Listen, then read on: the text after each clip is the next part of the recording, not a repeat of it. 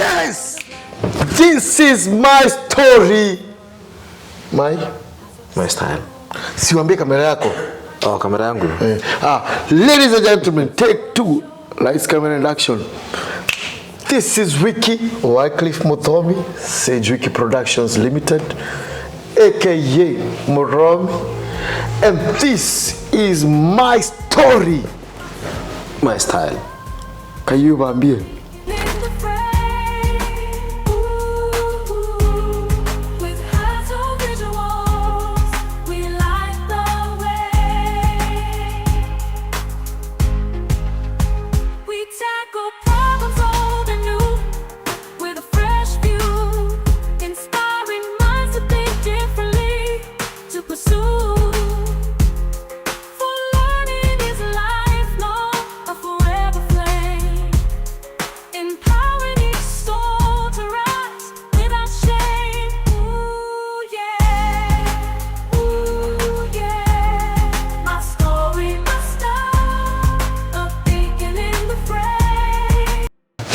Hello blessed people, thank you for tuning in another episode of My Story, My Style. Thank you so much for the support. Asante sana kwa kuwa na sisi. Before tuende mbali, si mgonge subscription, msikuwe wachoyo sana. Au sio?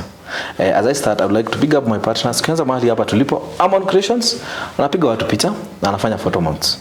Tufanye kazi na yeye. And then I have my video director, that is King Visuals, a video director, a drone pilot, akona studio pia hapa Makutano.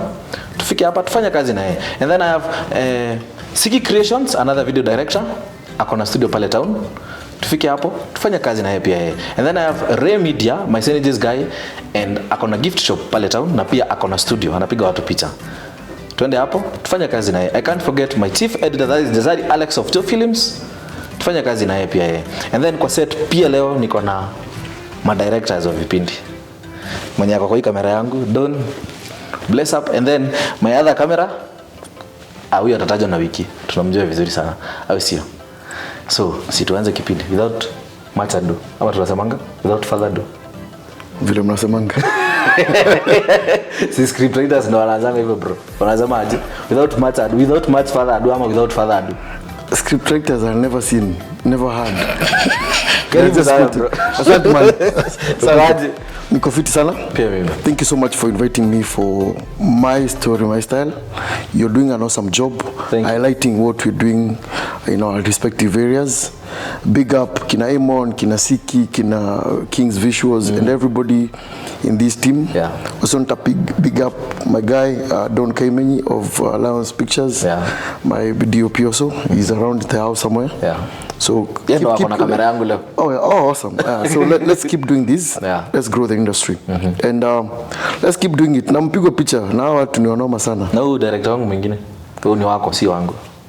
Where it Bolivia. Bolivia is ni moto sana when it comes to making cinema work. He's also there.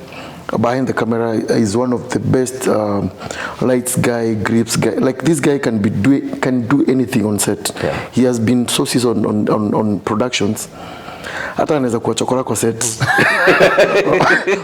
On a light note, he's an awesome guy. Yeah. Okay, karibu bro. Nashukuru. Venye umeanza hata nashangaa mimi ndo nitakuinterview ama wewe ndo unaniinterview. Ni my story ama? Si umenitanipa my story. I'll give my story. So tell them your name.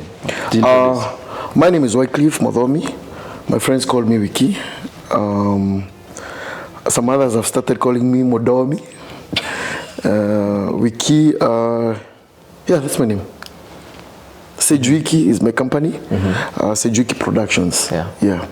Dealing in videos. I do script writing, training, directing, but mostly right now I'm doing film production. So I'm calling myself Filmmaker, Wyclef Muthomi, because I've had this passion in making film for a long time. So right now, like Musa, I have this road, dear God use me. And now I'm in that journey. So yeah, I'm a filmmaker, trained in other things, but passionately and God by God, I think this is my purpose. I innately I feel that this is what I was meant to do. Yeah, that's nice. So let me not go to where I know you from. Yeah. Nisiende huko. Let me go. Wacha niende pole pole ndo unipe hapo nifike hapo nije wapi. So where did you grow up and where did you school? Well, Born and bred in Mutindwa, Yokangangi. Of course, I've had stints of traveling. My mom used to work at the General Hospital. Yeah. So those transfers started at Koje, where I went for my first kindergarten, then went to Tharakanidhi in Chuka. I speak Tharakanidhi very well. My mom comes from Tharakanidhi, Chuka. That is where Muthomi is coming from there. So my mom comes from Chuka. I went to Kangoto Primary School. Then we came back to Meru. I went to Kachanka Primary School, where I have Kachanka FC. Then finished my primary schooling at Gikomene Primary. And why all these up and downs? Well, because my mom was being transferred here and there. From Meru, went to Tharakanidhi. Job boys. And also our home. Yeah. So we stayed there for like, I think 4 years, if I'm not wrong. So I think from part of nursery, the last bit, and then class 1 to 3, I was at Kangoto Primary School in Chuka. Then class 4 to 6, I went to Gachanka Primary, and I never got to see number 2, because I was number 1 very far ahead of the number 2 with over 100 marks. So I had to be taken to another school so that I get competition. Gikomene was a bit more competitive than Gachanka back then. So I went to Gikomene Primary, did class 6, 7, and 8. From there, because of a few challenges, I was got to a very good school, Eco Boys, but then we had issues here and there. My BBCs were small. Life happened. But I thank God, because I went to one of the best schools. If you ask me to choose, I would still go to Abo Dogochi Boys. Abo Dogochi Boys High School. ABC. All boys are Christians. Na usiseme Abono Boys Center nitakupiga bro. Actually, no, I preempt. Tulikuwa tunapatana hapa ma ABC. Because that's where I developed love for English literature and drama. We had some awesome trainers as teachers, and we used to do chorals and narratives up to the nationals. Back then, we were like we would shake the stage, and that is where I kind of, my interest in theatre and film came up a bit early in church, where we used to go to Redeemed Gospel Church. But at Abodogochi is where I was a little bit on, because I got some really good mentors. Big up Mr. Itonga, he's a principal somewhere now, and Mr. Madenge, who works at, I think the last time I checked, he was at the Goji Teachers Training College. And there was another lady, I forget her name. There were 3 teachers who really mentored me. And Mr. Itonga was my English teacher. So I came to love, I read so many books in my high school life. I got to meet Mark Twain, I know some writer. They made me love writing. Mark Twain, Barbara Kimenyi of Moses series. I read most of books like Shakespeare's Romeo and Juliet. I did them in primary. I did Q in primary. I did Sikunjama in primary by Ken Waribora. I read so many books while in primary school. So by the time I'm meeting them in high school, they are not anything to me. So I went to reading now the Westerners and Kina Chinua Achebe, Kina West African writers. Okay, now let me take you back to primary school. What are those challenges? Unaweza sema these are the challenges that beat me in high school. Primary. Zenye uwezi sahau. Hey man, I hated primary school. I did. Actually, the reason why I used to read so much is because I was bullied a lot. Do you know, let me tell you something funny. Mi nirefuka up to 26 years, bado nilikuwa narefuka.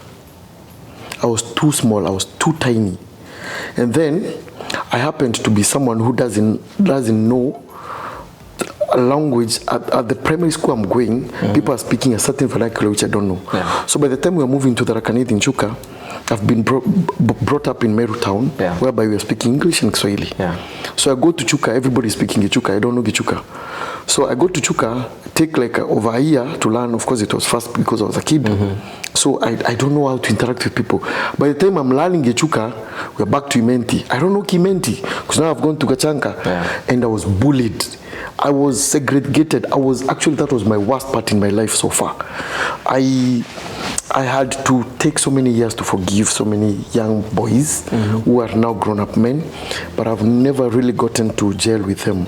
Even in the village, I have very few friends because my childhood in primary school was terrible. I think where I can say I made a few friends is at Kikomene, but Kachanka was, I took like over, I think 10 plus years to forgive them and go back. Do you know when in class 6, 5, nilivunja mguu na mtoi? Just like that, someone slid and broke my leg. Are you praying? No, nothing. I'm actually walking home. Someone slides just because I cannot speak Kimenti. And I don't go to their church because my mom used to go to a different church. The entire community was going to a Catholic church. Man, that was the worst time in my life. But I found solace in books. Yeah. So, because I didn't have playmates, I was very good in football, but I never got to pursue it because I didn't have friends to play with. So I found solace in books. My big bro was ahead of me by almost 6 years. So he would come with books from high school. That's why I got now to read Kunjema. I read Shakespeare in primary, bro. Romeo and Juliet. Class 4, 5. I read the Concubine by Alecha Mandi in class 4. Because you had nothing to do. I had nothing to do, so I had books.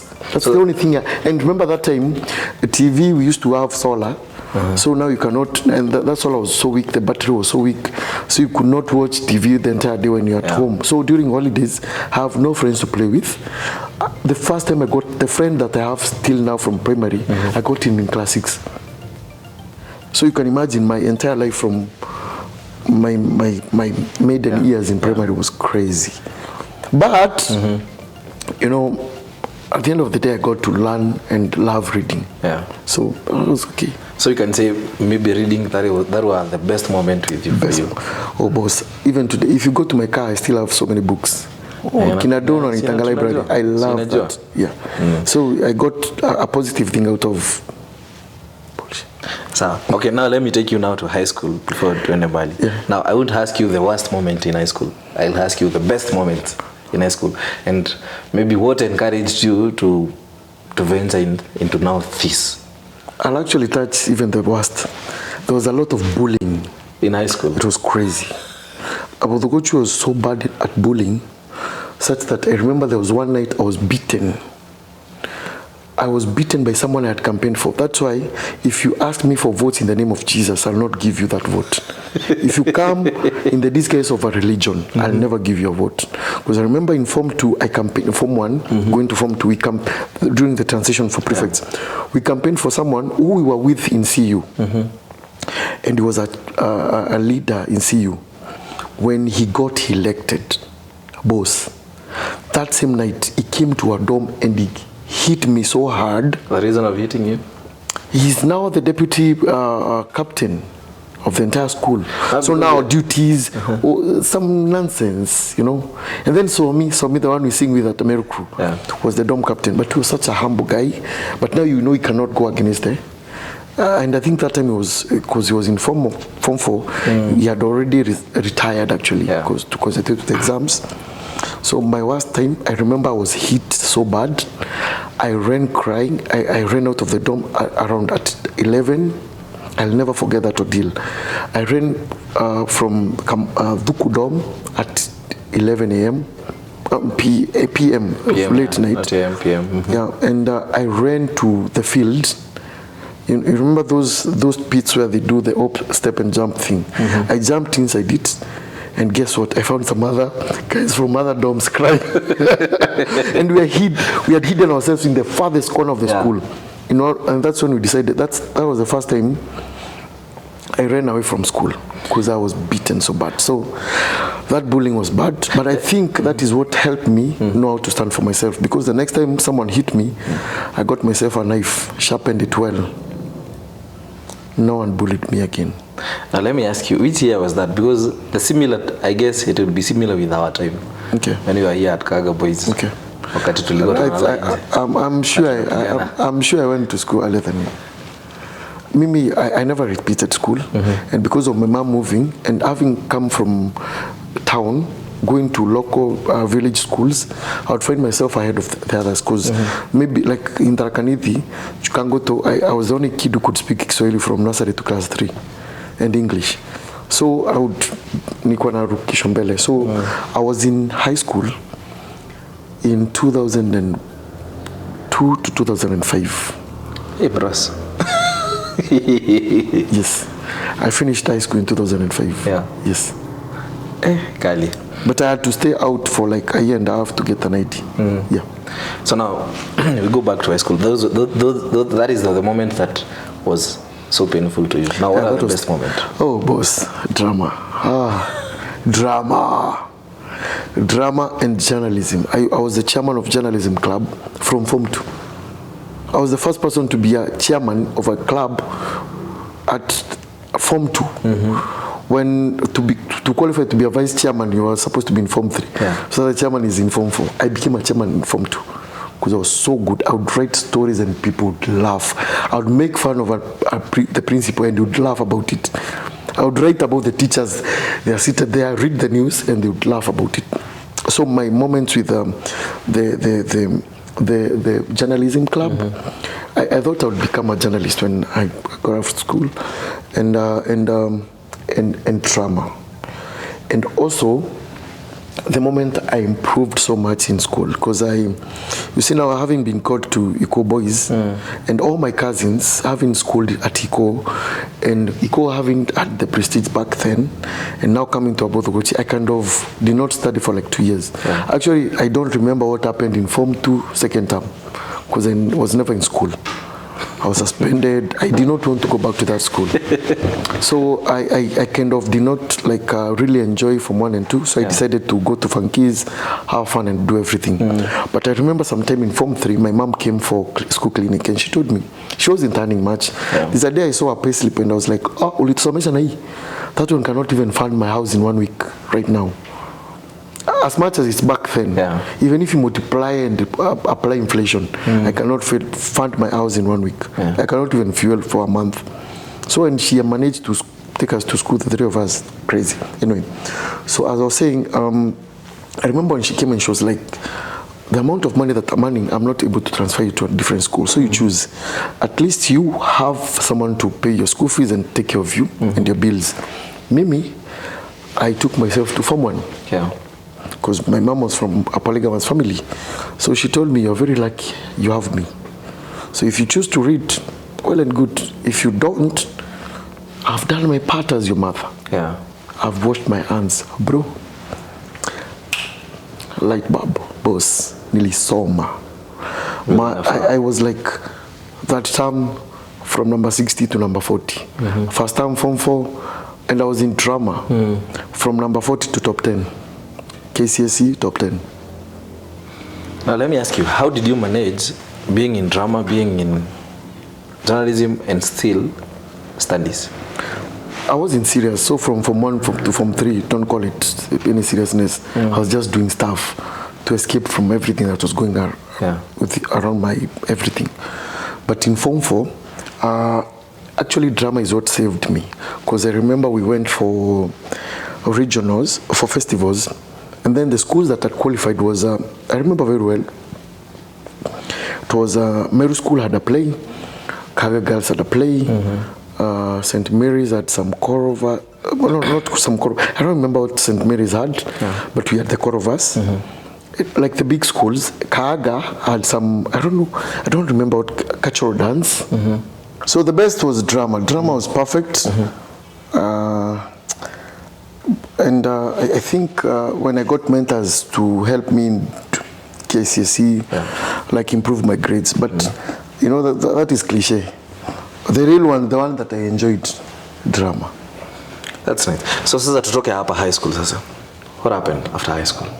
After high school, back then we used to take a, like you could take a break or go directly to university. Vitu nilitiwa, I did not like them, so I decided to take a break. I got into acting. I joined a group called Azina Theatre, and then I joined Red Cross, where I got to travel almost every town in this country, from Lokichogio to Kisumu to Lamu. I've been there, done that. Acting, doing stand-up comedy. So as in Azina, I got someone who mentored me. A big up called Motembe. He also taught me some other things, but he now is born again. But Koska Motembe was so good. People even today, they say I behave like Koska. Because Koska was wow. Koska kwanza kizungu yake. So good. So Koska mentored me and Kina Ben, but Koska was the main guy who taught me how to act, gave me a lot of confidence. He showed me how to navigate out of school. And then after that, I joined KC University. I wasn't sure what I wanted to do. KC University, yeah. I wasn't sure what I really wanted to do because I had applied for Kenya Institute of Mass Comm. Yeah. I wanted to pursue journalism or law. Yeah. So now law school, back then, there were very few law schools. That was, you have to go to Nairobi University to pursue law. There were very few. KU had, I think, started law, and now Eldoret. Eldoret, well, it's an old one. So I really wanted to do law or mass communication. I wasn't able to get the cut, whatever grades for law. So I applied for Kenya Institute of Mass Communication for 2 years. And then there were rumors that you had to know someone so that to get the opportunity to get there. You have to have a mentor, you have to have someone big. Because like the class I wanted, they used to take 25 people, the entire country. So I tried 2 years, but then I was traveling around acting. But then I was also good in maths. So someone told me there's a course, if you do it, it will be very short, and then you'll be able to get employed very fast. So I joined KCA. First of all, started with ACCA, Associate of Chartered Certified Accounts. It's international. It's a version of CPA, but a higher version. Only our DOSI. It's examined in the UK. The exam body is UK. So when you do ACCA, it has so many privileges. You can Google, you can see what it has. So I started ACCA. It was quite nice. I pursued it, and then after some time, because of my acting again at KCA, I got a scholarship. Started Bachelor of Commerce in Bachelor of Commerce, CPA, accounts. So I did it, but while I was still in school, I got a job at Barclays Bank. Barclays was recruiting, so I quit school because again I was struggling. I was so broke at Kole. As much as I even vied in school at KCA in 2008, 2009. Actually, my first year, I was in the ballot box vying. But then by 2000, school president. No, entertainment, entertainment again, sports and entertainment. Yeah, but I got beaten. But my entire team won. So nilipanga watu. I was so good at organizing, but did not organize myself. So I was defeated with less than 15 votes actually. Actually, in the entire team that I had created, from president to down, everybody got it, apart from myself. Because I sometimes I'm too selfless, so I would go to campaign for other people and forget about myself. So I kind of lost, and then my opponent knew of my strengths. So they capitalized on that, and I was beaten. And they also had money. I didn't have money. So after that, the next year, as I was still pursuing whatever I was doing, ACC was so hard. But I knew mathematics, but that thing was tough. And then combining it with BCom, that was crazy. So I got a job at Barclays Bank. I had to do now. ACC had an option of studying well online, because the exam KC back then, I'm not sure if they do now, could not examine ACCA.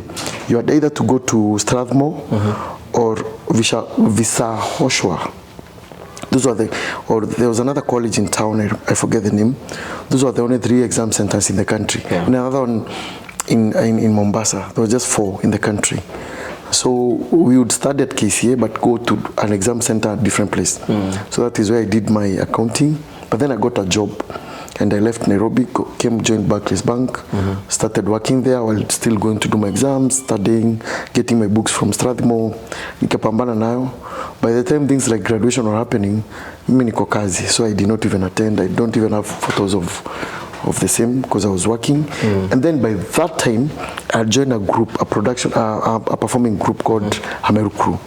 We had formed a group called Meru Crew. So all those things came at the same time. So we are here performing big time. By then I did the first Kimeru rap. Don, unakanisha? I did the first Kimeru rap. So I was the first person to rap in Kimeru. So I had so much going on, working at Barclays, studying, doing recording with a Meru crew, and life happened. So from that time, I left, and I've been working. So now let me take you back a little. Yeah. I'll talk about a Meru crew later. Yeah. Kidogo. At the same time, you're studying. Yeah. At the same time, you're working. Yeah. So career yako is commerce. Yeah, I'm supposed to be an accountant. An accountant, right? Yes. So you forgot about filming, you forgot about script writing? Actually, I used to be working at Barclays. The regional manager would call my manager at Meru branch and tell my manager, remind your employee Wyclef that in 2 months' time, we are going to have a regional team building, and we are not going to get external team builders. It's him to organize his team to come and do team building for the entire region in Nanyuki. So I'm an employee, but I'm the bank's team builder in the entire region. So I would get, there's a guy, a friend of mine called Galgalo. We used to work with him. Yeah. He was in Meru. There was another guy in Maua, very talented, Mweti. And then there was a lady, you know her, DJ D. DJ D, the one in KBC. Yeah. DJ D was working at Nyeri Barclays. So I would call them and organize the team. The bank would send money to me and to my manager, and then I get it. I organize them. We go do team building for other bankers like myself. Yeah. So I was still doing the same thing. So now, before I go for a break, are you still now on banking? I quit. One day, I met someone who left school in class, after class 8, we did with the same class. Never went to high school. I had, now you know, the starting point at Barclays, you had to start as a salesperson. And I loved sales. I still love sales. I love meeting new people. So I went to convince him to open an account with us. That guy came with millions, and deposited. And I was like, what do you do? I started as an hawker, opened a small shop. I have a wholesale. I even went back to school, did adult education, and I'm now at the university doing my first year. I was like, what? 7 years later, you have a big wholesale, you drive a good car, you have a good house in town, and you did not even go to normal, like formal education like we did. You did not have to sweat out all those years I did at high school, go to university all those years, struggle with accounting, and you're a multi-millionaire, and you're depositing 2 million the first time I've opened an account for you. I was like, and then the amount of money I was earning, less than 50,000, bro. So I was like, this thing is not working. So deep inside, I was like, I need to find me. I need to go further. Yeah. So when Meru crew came out and everything went big, we were getting hired, I resigned. I quit. Okay, Wiki. So I'm going for a very short commercial break. Na sasa tujue Wiki after alifuta kazi, what happened? And then we know about Meru crew. Okay. Senyo. Sure.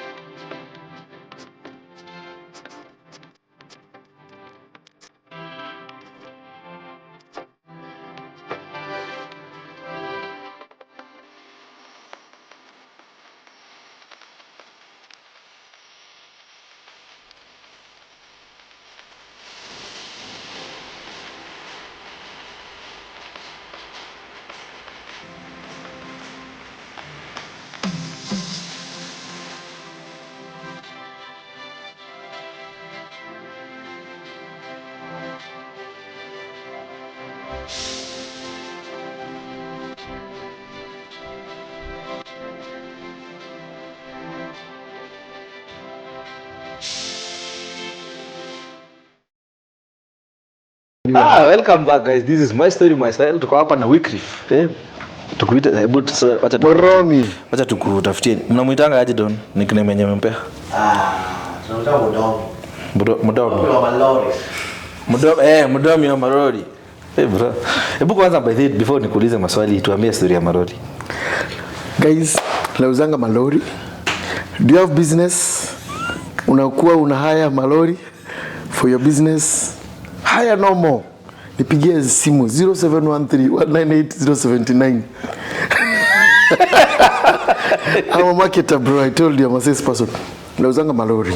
I part-time work with Isuzu and Mitsubishi for your new vehicle solutions. Ike kia VZ kia kuendea mawe, FVR90, FRR, pickup. I'm your guy, Muthomi wa Lorry. Unajua hizi shoot cinema all the time. Ukweli? So my everyday, my day job is this one. Now, utanipea niweke kwa advert. Hiyo ni ad. Ilikuwa ad. Utanipea. Emo lusikat. Let's go. Yeah, let's go. So bro, now tell us how was life now after quitting? Now this is your career. Uka quit sasa. After sasa utuambie mambo ya Meru crew. How was it? We formed mbio sasa, si ndio fast forward ingine tunekanga kwa cinema, si ndio? Nikamaliza nikaingia Meru crew. We started a group called Meru crew with Mimi, Utikas Morori, Fighter Ziki, Daktari Kiremi Mobobia, Fighter Melanin Falaki, producer Mr. Somi, and chef Kemaita Jehu, who later left. So we formed a Meru crew. We did a lot of music. Ingia Spotify, you'll find our music. We performed. We got signed with Safaricom. We went to Safaricom Live. We won Dove Awards. Did a lot of music. So we traveled. Like we are the pioneers. We are the fathers of Meru music. And remember again, I repeat, I did the first Meru rap. So to rap here? Anyway, so after that, music a little bit in Meru, in the Nwa region, is not so sustainable. Most people are actually struggling. As much as you see whatever is the pomp and glamour and everything that is happening on social media, the truth is, if you compare a musician kutoka our region, like for example, Kamano. Kamano is doing well, and is I would call him a millionaire. But if he was a Kikuyu or Luo musician, he would be a billionaire. He would be bigger. He would be he's our legend, but he would be so big. If you compare Singwell, if she was Kikuyu, would be Queen Jane. Like she's a legend. She's big. The likes of Dauka, the likes of Saf Msani, the likes of Kinanasiz would be so big and so moneyed and so widely traveled. But to some extent, as much as we say Kanyere Kena Wemone, like Kanyere is sung by the owner, like that ownership that the proverb talks about is not there in Meru. Somehow it's coming up, but in reality, we're struggling to get there. As compared to other communities, that is what I'm trying to say. So music was not sustainable, so I had to try other hustles. So that's where Lorry came on board. I've done a lot of entrepreneurship. I even did 250 acres in Tharaka of soya farming. I was supposed to be in 250 acres, the soya. I lost over 2.5 million. Bro, go to capital happy. I had saved. King, tuko na tajiri hapa. Tuko na kamera gani tumepata? I lost all that money. I lost it. I've actually, that's why there's a friend who talked about wanting to start a podcast. I told her that, Ashley, big up. I told her that she should also interview people who failed. Because I have so many businesses that have failed. At 21, I did my first $1 million business job. We printed t-shirts with a friend of mine called Oscar for a university. I won't say the name. It was worth around 1.5 million. We did the business, we delivered. We did not have capital. We did not have ways to raise that. Our family could not give us that money. We were not credit worth. But we knew how to do screen printing from my university days. We did them through capital from other people. And then after we did it, we were at a loss. because everybody who had loaned us money pretended to become sharks. Yeah. Na wakachukua do yote. They took over $1 million shillings from us. Actually job niko nimepewa na Red Cross kuprint ndio tulilipa some of the debts tukabakisha like 50,000. Yeah. That's why I bought my second computer ever. So I've seen it. I've been there. I did my first company at 21 with Oscar. After that, we did a cosmetic shop. I had a shop that was competing with the biggest cosmetic shop in Meru. Bought my first car, of course, tulikuwa tumeshikana at 23. Nilikuwa Probox Succeed again with Oscar. Again, we got scammed. Gari kaenda, lost everything. We closed the shop yenye tulikuwa tunauza 100,000 each day. At 24 years nilikuwa na shop, nilikuwa nauza 100,000 every day. Nilikuwa nauza nini bro? Cosmetics. Oh yeah. Cosmetics, nywele. Mimi najua nywele za madem bro, kutoka hizo 133 makara 27, najua ma shampoos, najua ma Fast forward. Maybe uambie wakina Amo na wakina ndio kwa nywele, si ndio? So I did cosmetics. That like printing failed. Yeah. Cosmetics failed, but I was getting scammed. So nilikuwa sema that's why sionangi reason ya kufanya masters. Nafanya nini? Man bro, nimefunza huko nje. I've had a PhD. Went out. I thought now getting products from other companies and selling them is not making sense. So I went to Nairobi. Actually, I went to Nairobi because I wanted to join the acting. Because I knew in Nairobi I'll succeed. So after we closed business in 2015, I did drama, got like 300,000 from schools. Nikafunganya virago, moved to Nairobi. I don't have a job. I just have some money in the account. I even went for the nationals zilikuwa Nakuru for drama. Hata sijapanga nyumba yenye nimerent in Nairobi. Came back to Nairobi. Started, I would pay rent for 3 months and stay in the house reading books and meeting people in town. Kuzunguka na kutafuta dono wako wapi. But then it happened that same year Meru got into a competition. We did Dover once. I was still doing music on the side. So even Don, we worked with him on a video called Mazingira. The first video ever by any Meru musician to use drones and to have KWS permits to shoot with the elephants in the forest. So we did it in 2015 again. Big up Don for helping us achieve it. We were supposed to be paid in millions, but we got 250,000 per K. Again, we were scammed. But it's a lesson. Again, it's a lesson. Imekuwa tukilearn to resilience and everything. Plus, we had the advantage of time. So actually, up until place inspiration. Kwa ule msemo yako in your 20s, risk everything. I had read in a book. Risk it all, because you still have time to recover. Try that idea you have. Do it. You have time to recover. So you want to become an acrobat, try it.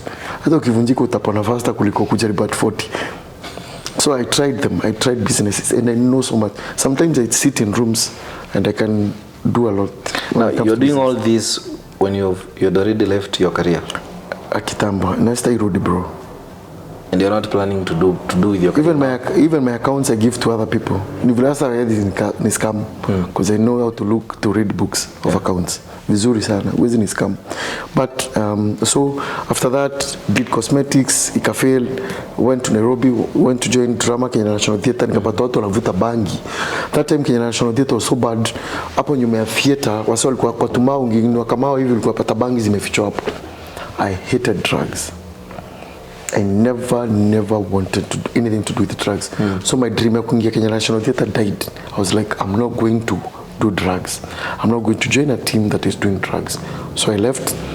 I had talked to someone called Mkurugenzi. Mkuru Abel Mutwa. I had met him in 2012 in Mombasa in Diani. Actually, that night in Diani, tulikuwa na family FHOK. Tulikuwa Diani in 2012. 2012 tulikuwa na campsite at Diani next to the beach. Mkuru was brought in, kumbuka alikuwa celeb. That time alikuwa tumuita nani? Alikuwa ito nani kwa Taidi? Freddy.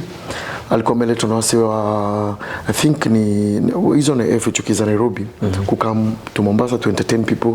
Walikuwa wamekuja na ule jamaa wa utahamalini. So we were with him in Mombasa. Diani, Mkuru came, we became good friends. That's where they first met with Nkirote, because used to be with Nkirote, yeah, down in Divas.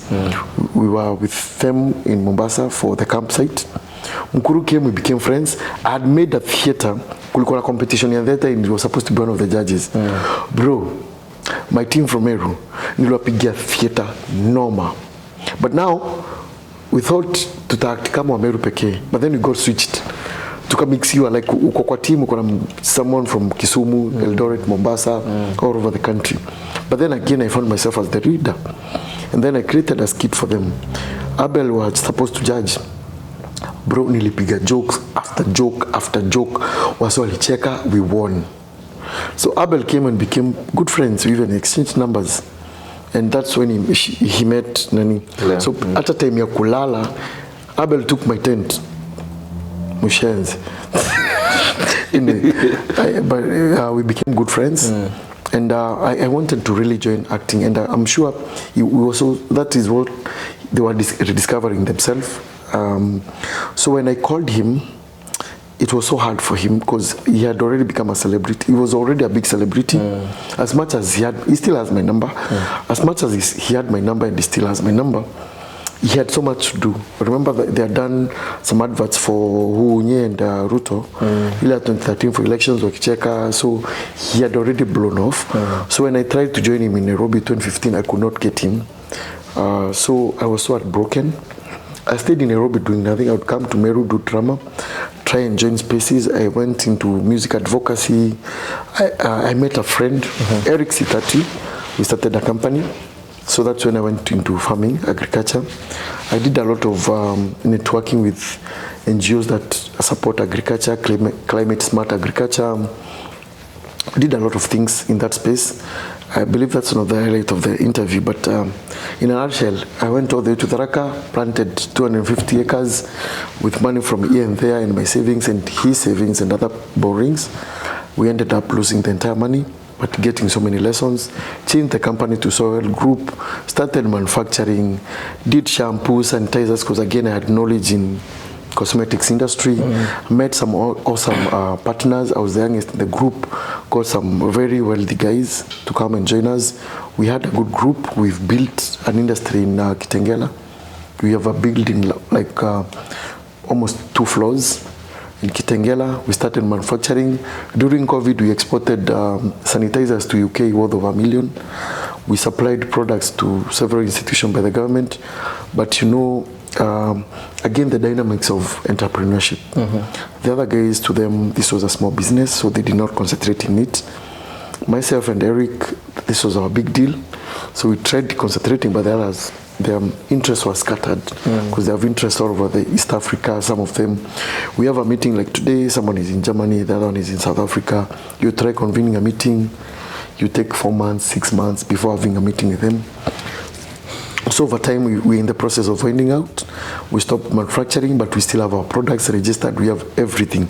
Kebs registered. We have like 11 products in that company. So I would say it's one of the most successful ever, any venture that I've ever been to. But it's one of the projects that did not give me money directly, but we got to employ people. We got to help so many people, especially during COVID. I did not struggle during COVID, but because I was not in the investing space. You know, for any business to succeed in this country, actually in the world, you have to give it at least 3 years, so that it will stabilize all the aspects of a business. But we were not able to do 3 years. So that is where I found myself selling vehicles to sustain now because I had a family. So have you thought of maybe taking the business back? Yeah, that will come much later. Of course, I know manufacturing is the future, but of course, after we get rid of so many red tapes in the industry, kufungua kampuni, especially manufacturing in this country, ni kama commit suicide. The structures, na zile vitu unapaswa kulipa are so stupidly crazy. That it is not, it's untenable. It's not doable. Ni kitu ngumu sana. But in future, I'm sure we hope the government can streamline so many things. Junapata, there's so many licenses. Tuachana mambo ya biashara bro. Let's kuanza kuongea biz tuongee biz. Because there are so many red tapes to nikianza kuongea we can talk until next week. So now, Meru crew. Yes. How about it? Meru crew, the pioneers. Good thing, guys went back. Wengine wakaenda kusoma. Doc went back, did his masters, became a lecturer at a college. So me went to work for Meru FM for many years. Came back, he has a big studio, the biggest production studio in Meru. As you speak. UT went to Weru, works at Weru. Hope and Ministry is now a preacher. Utikas, yes. Nakanywa Dredi. Doing awesome ministry, winning souls, and we're still doing music. We did our last album in 2019. It's available on Spotify. We did not hype it too much because COVID came and then everybody got scattered, and from then we've not been able to do more music apart from a few advocacy, a political kind of music, whereby we did some music against the government in 2020, but with a few guys, not as a Meru crew. And we did music for Sniper as a Meru crew, because we felt injustice anywhere is injustice everywhere. A Meru crew is still there. If we want to go back to the studio, we can go even now. But I think life as a way of arranging itself. You know? We planned, but God makes things happen. But we're still there. If we decide to do an album, I think now that Doc is back in Meru, we might do something soon. Okay, now. Sasa nataka kukupeleka hapa kwa mahali tulipatana. Do you even remember? No. Materials. Yeah, sure. So about schools, I've met you kwa shule mingi. What do you do in these schools? I'm a mentor. 2011 I started training drama in schools. Started with Kregara, started winning. So I realized that I'm so good at training people. So I started training drama and eventually won so many awards. I cannot start talking about them at the national level with colleges, high schools, primary schools, and then even transition to film, which we are still doing for schools in drama. So I train dramas. Drama peke yake? Sometimes they call me to become a mentor. And sometimes I become the judge, adjudicator. Yeah, mostly that's what I do. Yeah. That's perfect. Haya, sasa tuingie kwa juice. Kama sio yenyewe unakunywa hapo. Juice. Thank you so much. Wase mkuje kwa Imon Studios akona juice, akona dispense inatoa juice. Divas of Motindwa. Ebu ekeni yako imo.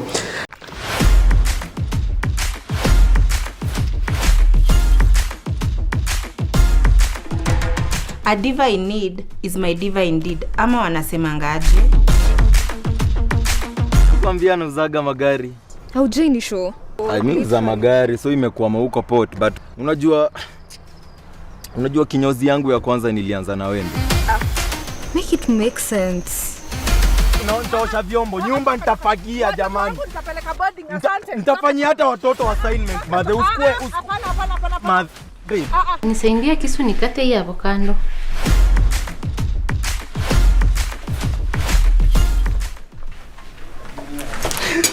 We, unaguza avocado ya nani? Unaweza guza kila kitu lakini si avocado yangu. Mbokando. Avocado nandia. Kitu inakuriangwa na ndogi. Ningekuwa dragon fruit. Nikamuuliza kama niende nguo zingine. Akaniambia nisiwori akona more bigger surprise. Hey, lakini vile mambo imeescalate. Naona kama ni hata jipiga surprise. Ujia pete iko hapa ubadie. Hey lover boy, Nilo proposing. Yeah, in Meru, gentlemen can never need a downy. Maru. Imagine, I'm just running from the US. Mimi na majanti zangu nini, nikaingia Korea njasma kuona ni nini na pop in Mutindo. Nikaambiwa kuna ambathi ndio pale. Hey, mimi na mimi siwezi angusa ambogi. Pap! Nikaapia. Mapenzi wewe. Yeah, my lovely. Ondoka. Baba. Babe. Wewe mse. Unajua uko na country tuko ndani? haniwezi na kusema lazima tulinde kama hapa.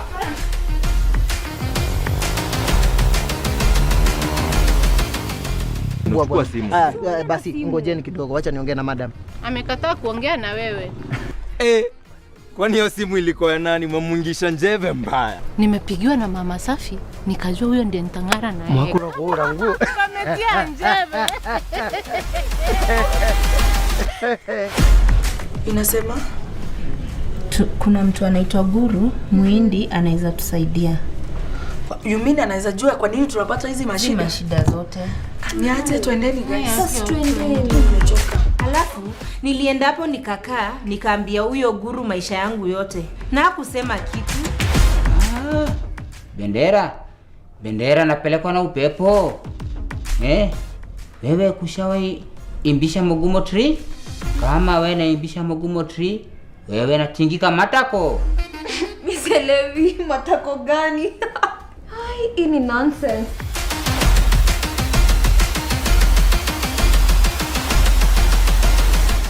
Tumekuwa na enough drama, relax. Nadia nosietekia. Divas of Mutindo. Bro kanipigia simu. Nani aje? Hapana. Tulipatana mahali. Kuna kitu nafanya. Nataka kukuweka, utaingia? Mwambia siulete kwani. Then you called me officially. Yeah. Bro, iko hivi na hivi na hivi na hivi. Tupatane. Nikamwambia si unipe nini tufanye. Bana, I know. Divas. 2020 after COVID I started, I got introduced into serious film in 2015, featured in one. Then I got a lot of interest because I'm a theater person. I love theater. Got so much interest. Did cinema in 2017 for school, won at the Nationals. And then I was convinced this thing, I just did it so easily. And I used to be the developer of stories. 2020, during COVID, I started studying for an international film class online, Massachusetts School of Arts, Maju. Nikaingia class ya screenwriting. Nikaipiga. Now, nilipata the West wako na different way of education whereby you also have peer reviews. Yeah. Okay, of course we have them in Kenya, but I love the way the West does it. Peer reviews, like I'm in this class, but before mwalimu to lecture tumakie, I love to see like 5 of us have to exchange work, tunasoma. So I do your work, I review your work, peer reviews.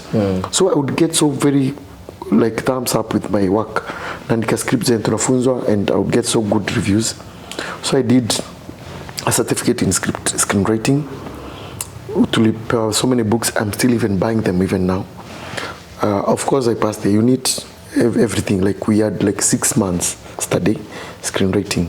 So from then I've been writing. But I've been writing nikiweka kwa gari, kwa nyumba. And sometimes, mostly I write for schools. And then I always wanted to start a film company. And then, film company, you have this, you know how expensive it is.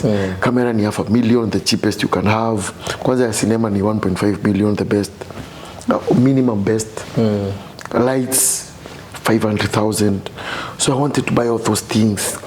Editing suit, you need like 300,000. So nilikuwa najiambia one day I'll buy all these things. So nauza magari nikijiambia na wataka kusave, one day I'll sell like 5 million and buy.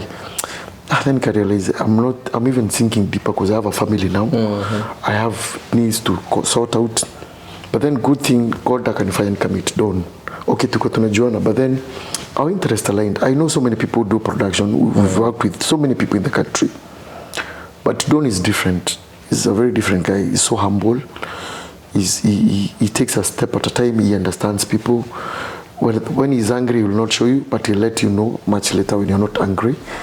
You will not have a voice racing competition. So I was like, this guy, we can work.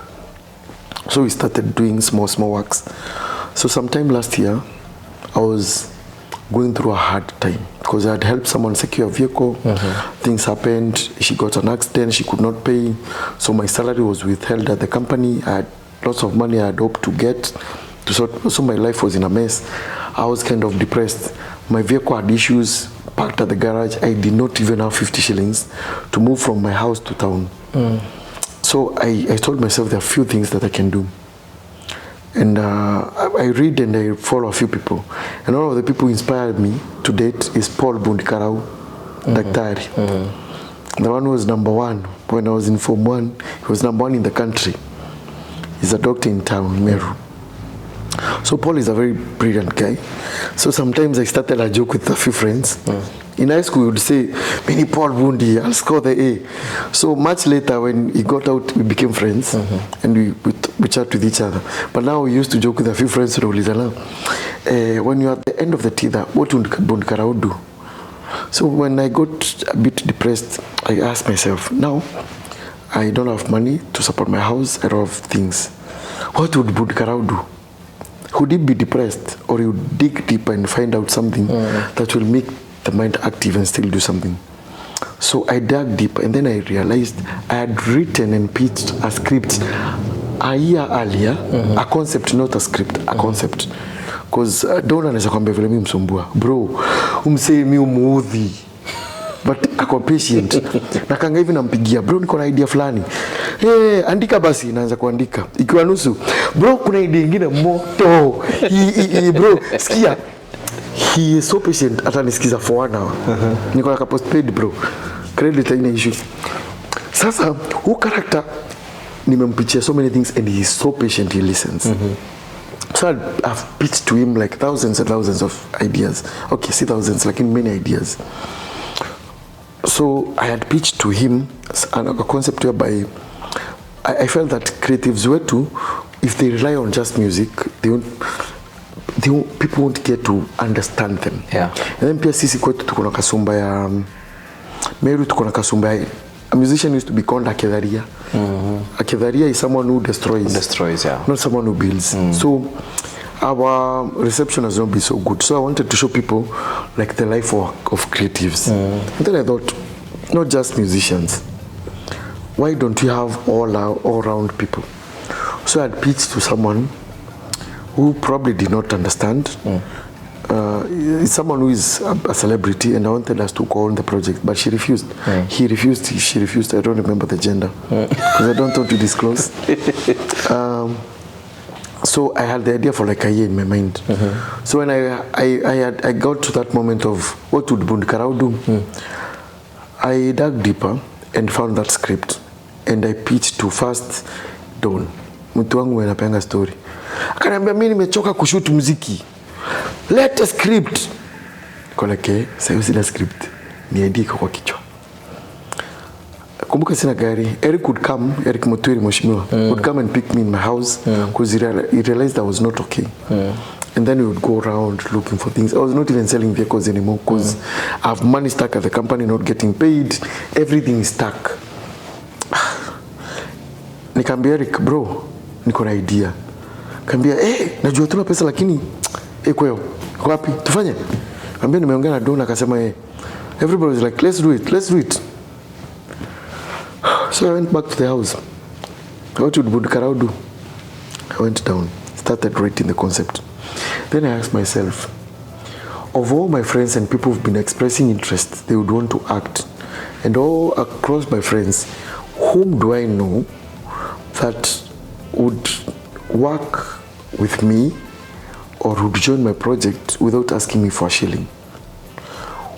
In my entire spectre, I'm a pool of friends.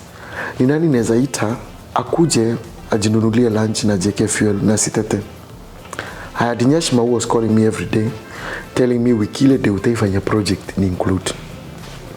There's a lady called Lucy who was calling me every day, telling me wiki one day include. Nkirote has been my friend for so many years. At year 2012 unajua tukikutana na nani, we were with her in Diani. Kwa Diani mkifanya nini? Bro, sisi tulikuwa camping. Uko sure? She was my girlfriend then. Thank you. Nimefurahi ngombe. Nimefurahi. So anyway, so I met Marjorie, Miss Meru, in a funny way. Because, bro, pia mimi na wewe tuko kwa hiyo joke. Tunatoshana. We gave her, she boarded our vehicle when we were coming from an event in Itokenja Festival in Metongo sometime last year. So this girl anaingia kwa gari, and then tuko na Mwashimo Eric. Tunachapa story kwa gari, and then she starts making jokes about us. Ako like, hey bro, you said your name is? Nikamwambia Muthomi. Muthomi, I know 3 fat people and you're 2 of them. Nilichekelewa. Maza alisema mimi ni mnono. Ajua sawa 3 wanono na mimi ni wawili. So stupid. I was like, hey, I like your kind of humor. And I have a concept I'm thinking about. I'll include you. That's how I met. Yeah, that was our first time meeting with Marjorie. And then, so there was supposed to be 5 divas. So I was asking myself, nani neza wakne? So I knew wewe ni easy sana, because the moment we met, we've always been, I don't know, for some reason, we've never hung out for so long, but we've always been friends. From the time we met in Metongo, like I felt that this person I can work with. So that time, when I started working on the script, Don cancelled everything that he was supposed to do for a certain week. But hiyo week amecancel, niko najua nitakuwa nimaliza issue zangu kwa kampuni, so I get some money. So Don alimesave some money to come to Meru. I knew I'll be paid, so I knew I have some good money. I'm coming to finance the production. Eric Pia expected some money. Bro, 16 September, my birthday. Asubuhi. Tuko supposed kuanza shoot on Tuesday. Sunday, tunapigiana na Don. Bro, umepata pesa? Kuna Don sema cancel everything including work at where he works at the university. Eric cancel bookings za hoteli. We don't have money for the shoot. So tumecast, tumeongea na kina Kiambambi because I had done them a favor. So they had promised to come and act. I had some mentees, kuna maboys nilikuwa nimepata shule, kina comedian nilikuwa nimepata Meru Technique funza drama. I have a friend called Adeno who I mentor, my protege in the industry. He's a very good dancer. We go with him to drama, nilikuwa nimempea sound. Dona amekuja na Bolivia, protege wake. So we knew, and then Kevo, our director, a very nice guy, alikuwa amesema ndio but anaishi na nyuki. So amenipigia sana nikamwambia bro, hatuna dose kuje. Say hatuja cancel everybody else. Script imeandika, script expensive. We needed at least 80,000. Na sasa tumelipa some things, tumepata locations. We are ready and we've known we are going to shoot. Hatuna do. That Monday morning was my birthday, 16 September last year. I find some SMSs on my phone. So, bro, unaniambia Monday, 16 September last year, birthday. Next day we were supposed to start shooting. Don amepack vitu. We were supposed to come and start shooting Divas of Mutindo. Sina pesa. Sina gari. Bibi ananiangalia hivi ananiona kama Bosco, kama dogi juu sina dogi. I love her. Jugushi weke Bosco hapo. No, I love her. She's awesome. But like niko na feel niko chini. Unajua kama mwanaume una do kwa hauna kambaya man. So that time she goes to work. I'm alone in the house. I'm in the shower feeling so down.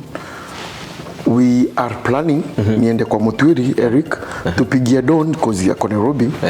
Tumwambie tumecancel show. But niko shower hata sijaweka music the way I'm used to. Nasikia simu yangu inapiga titi hata sikumbuki it's my birthday. Bro, natoka naenda kuangalia simu napata kuna msema nitumia 16 bob never age. That's the message. Okay, sorry. Pardon my Greek. Napata mwingine amenitumia 500, napata another friend from Mombasa amenitumia sijui so mbili. Like friends tuna joke. Then kuna msema amenitumia 1000. So najiambia wow, sikuwa na hata 50 bob ya kuingia tao. So now what I'll do, I'll just walk as I make calls. Gari yangu ilikuwa inahitaji like 30 Gs. So nitapiga calls, nikithankawa say, tukijoke with them. So I get out of the house, napiga simu, hey thank you, hey 16, we love 16, hey 16 until I die, blah blah blah, we're joking. Then I get to someone. This guy is called Engineer Moria. Entrepreneur wa kampuni inaitwa Escatec Solutions, you deal na solar. Nata engineer, umenitumia thao bro. Umesema nitese hii kutese hii makutano bro. Nasomea George. Anaitwa Engineer Moria. Okay. Francis. Escatec Solutions. Yeah. They deal with solar. He's in Nairobi. Yeah. But pia in Meru he supports so many people. Nataka mkoro umesema nitese hii makutano. Thao bro, thao ni noma. Itaua. And then we start getting to deep conversations because always is a deep guy.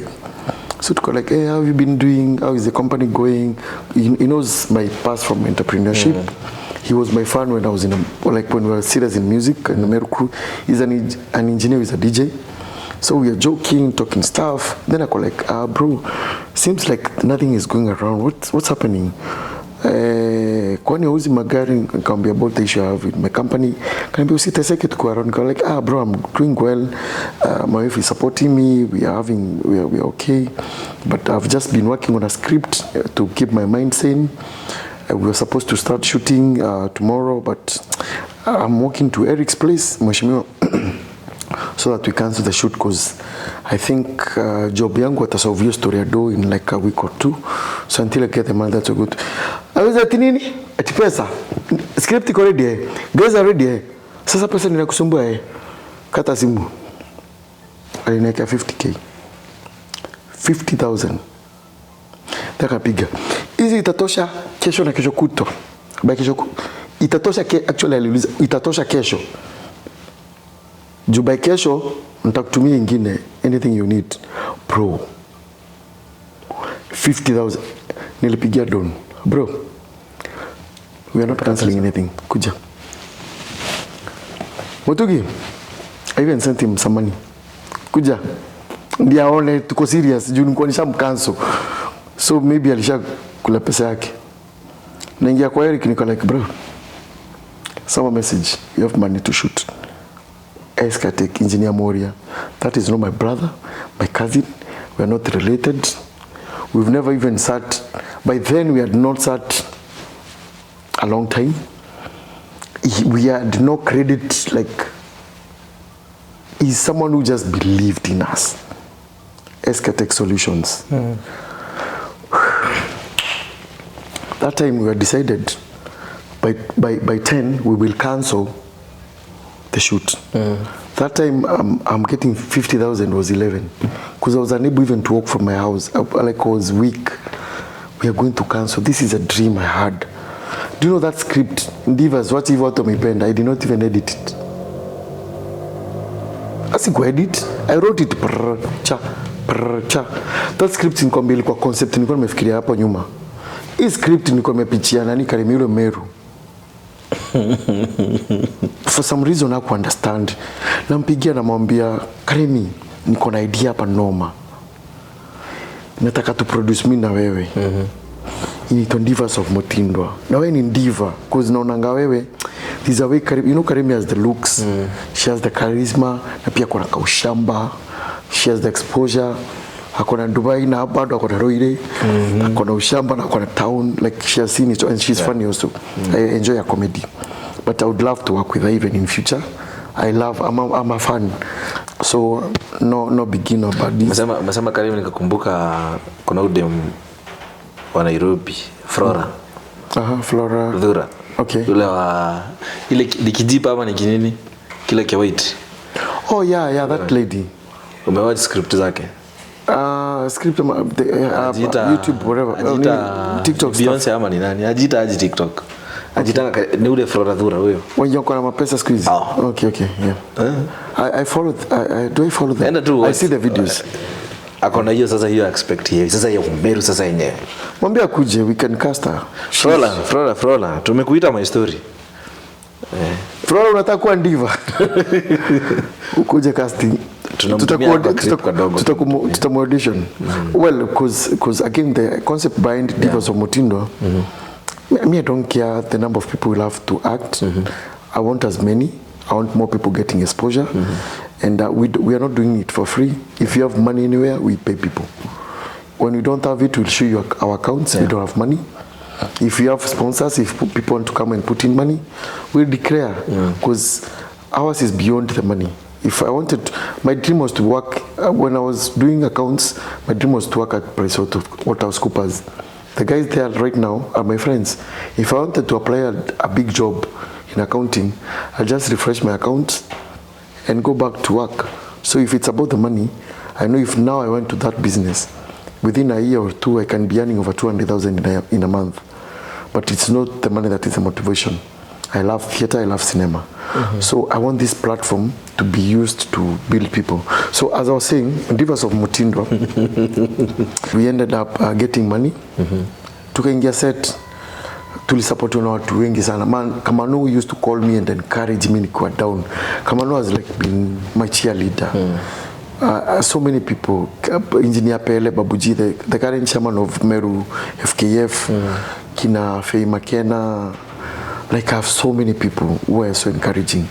Now kitu funny, si tuko tukanso Divas. Atuko tumembea madem na actors wote hatuna do. Guess what? Also walikuwa prepared. Do you know these ladies? Tuliwaambia hiyo day, the next day atuta shoot. We are going to look for locations. Dawn came, did like recognize us with reke. We did reke on all those things. Tukadu hizo vitu zote. We went around, looked for locations. Of course kuna locations akupenda, kuna zenye zilikuwa na noise. Tulikuwa tumepewa na wase like La Beila, mwenda alikuwa ametupea hoteli, but ilikuwa so noisy we could not work with it. Katimene gave us a location. Eric gave us Nido Hotel. We hired Airbnb. Tulikuwa na locations kadhaa. We hired a police station. Yes. Sorry, we were given a police station with some money. With some little facilitation. Tupesa kidogo. With some little motivation. And then I had called you, bro. But then, you know, we didn't have money. And I knew you would come for free. But then I had not confirmed to you. Same to Amon. Nyashma, I talked to Amon, and we were supposed to come and do like the bit here to introduce models here. But Amon had a job at Embu. And he was a bit tight. Akasema atajaribu kuwa amefika the next day. Wewe sikuwa nimekushow, so job bado nilikuwa job, so mimi nilikuwa ngoja uniambie ni siku fulani mimi niombe leave, but we didn't have money.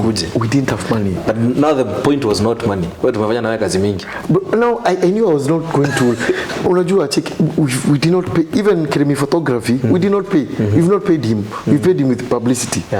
But we knew if we come to Amon ana beef na nani alikuwa ameongelesha Nyash walikuwa ameongea, but he was held up making money.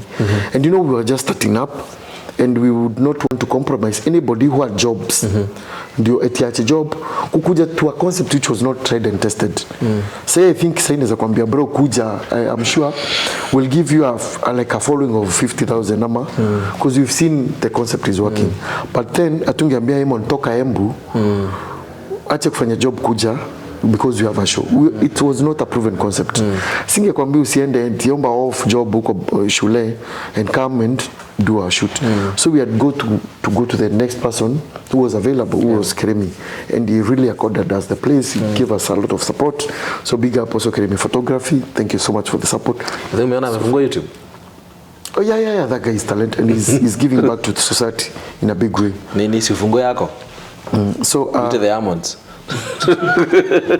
Ofungwe na bibi nasekani na mabibi.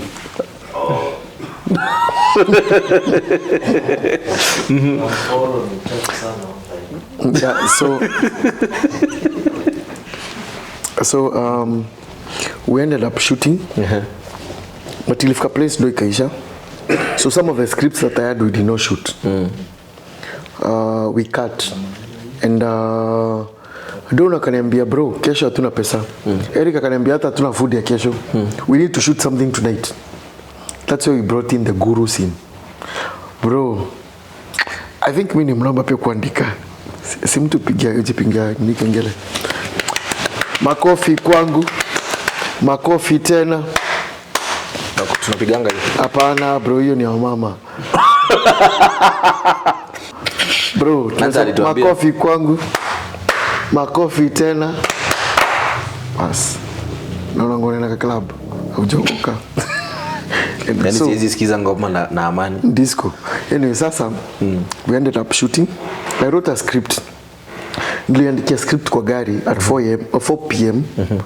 Wasa kaanza kushoot saa 1 usiku. 2 hours. Wrote like almost 30 minutes. Guys were like, wow, how did you do that? You go like, I just did it. They don't remember that for the last like 7 years, I've been preparing.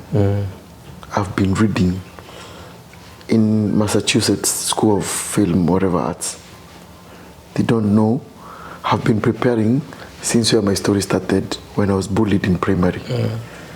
When I was reading, to be a better writer, you have to be an awesome writer. Oh, you ask, to be a good writer, you have to be a very good reader. Yeah, you have to read so that you can So to write 1 line, you have to read 5 books.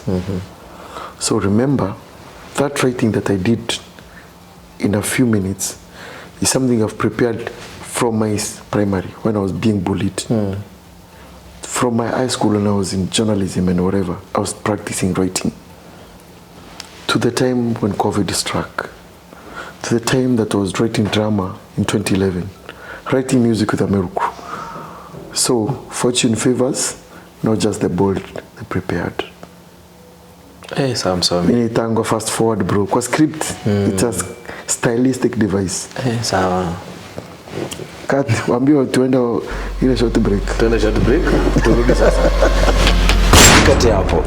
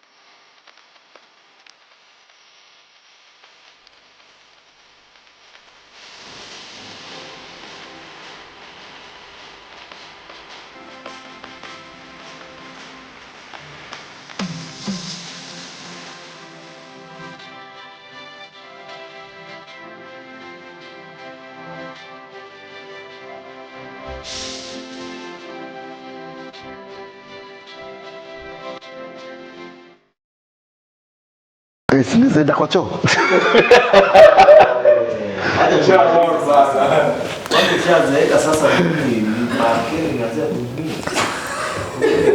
Guys, kama unaona nauza vitu za BF Suma. Kama uko na shinda kukojoa, kuendesha, make sure talk to Kamano BF Suma. Utakuzia dawa za prostate. Watoto wako wafanani na wewe. Hongera kama. Hebu sasa imitate kama na venye ongea. It's my brother, man. Ara mimi ni brother yangu. Si nilimleta hapa kwa episode. Sijaona video yake. Tulikuwa na Baila. Oh, okay. Alienda France. Alienda France. He was the only black person in the place.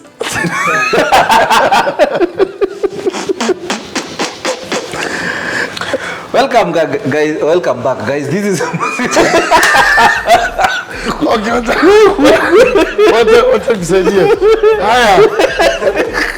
The host ameshindwa. Welcome back guys.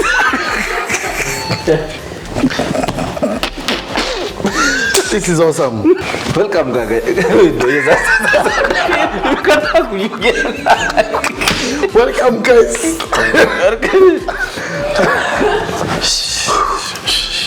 Breathing.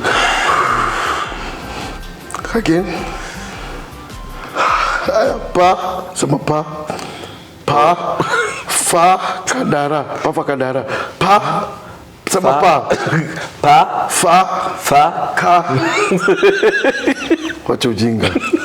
Pa, fa, kadara. Pa. Hiyo yenye umesema. Sema pa. Action. Welcome back, guys. This is my story, my style. Tuko hapa na Wiki. Muthomi. Wyclef Muthomi. Wiki. Wiki Productions. Wiki. Yeah. On Divas. Karibu bro. Asante. Sijahili. Umecheka mpaka unalia. It's okay. Okay. So now, after kushoot. Tukashoot tu. No, I'm just kidding. After kushoot, during shoot, I had the best time. The best.